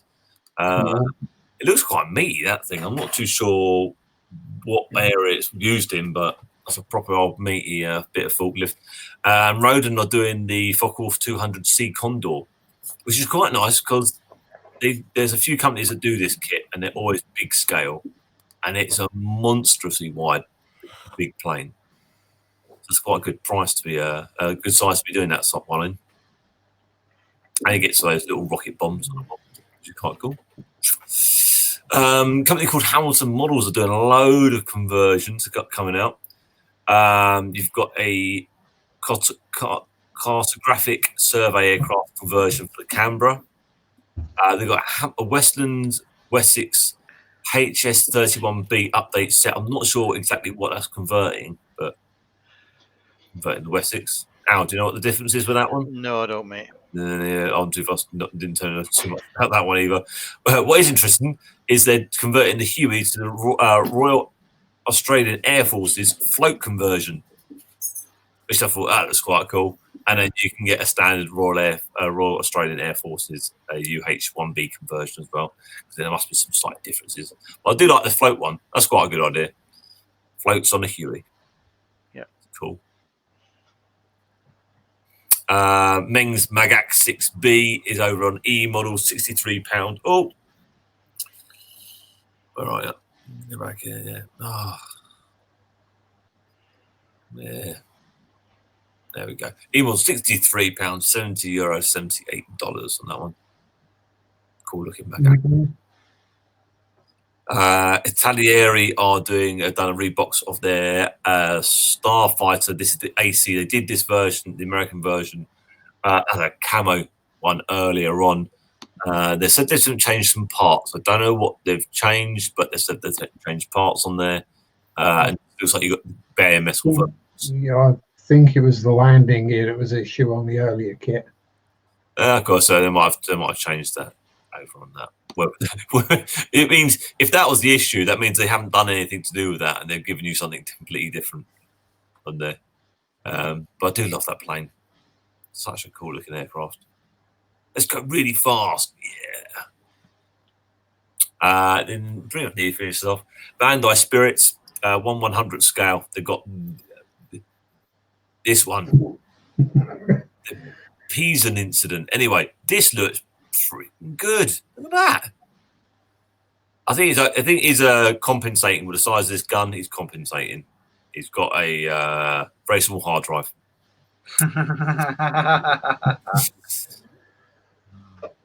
That does look really damn cool. That's a lot of add-ons on that thing. Lots of add-ons. And finishes off. Edward are bringing out the Dudok Nikt. Dudok Nikt. Not sure what that means. But anyway, you get 3 kits in a box, the 1/48 scale. Albatross D5 and the DR1. You get to do 2 schemes of each plane, or actually 3 of one type. And they're all for Ernest Uldal figure. And you get one figure of him seated in the cockpit. You get some resin seats and some cockpit floor. You get his medal as well, and you get all those boxings. And I think I might grab that one. I quite like that red with the red and white stripes on there. That's quite nice. And the black and white stripes. Might give that one a go. That's us all done on there. Well done, Tim. Well done. Well done, Timothy. There we go. That's everything new. 20 past 11. It's gone quick, isn't it? Yeah. That's good. Although I feel like it's about 1 o'clock in the morning. Yeah. Norm is saying the Wessex 31B is the Aussie anti-submarine version. All right. Oh, okay, cool. Thank you, Norman.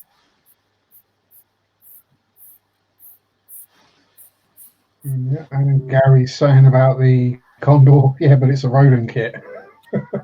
Hey! Yeah, good point. No, I don't think their 1/144 kits are going to be as bad as their bigger stuff. So, I mean, the one I built was a relatively old one. It didn't go together badly. I mean, it wasn't great, but it certainly built far worse.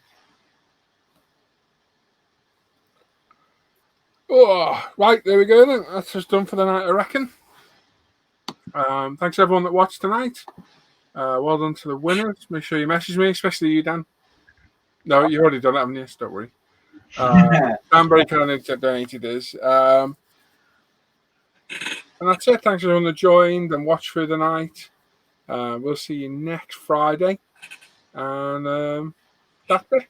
So catch you all later, everyone. Okay. Bye. Bye.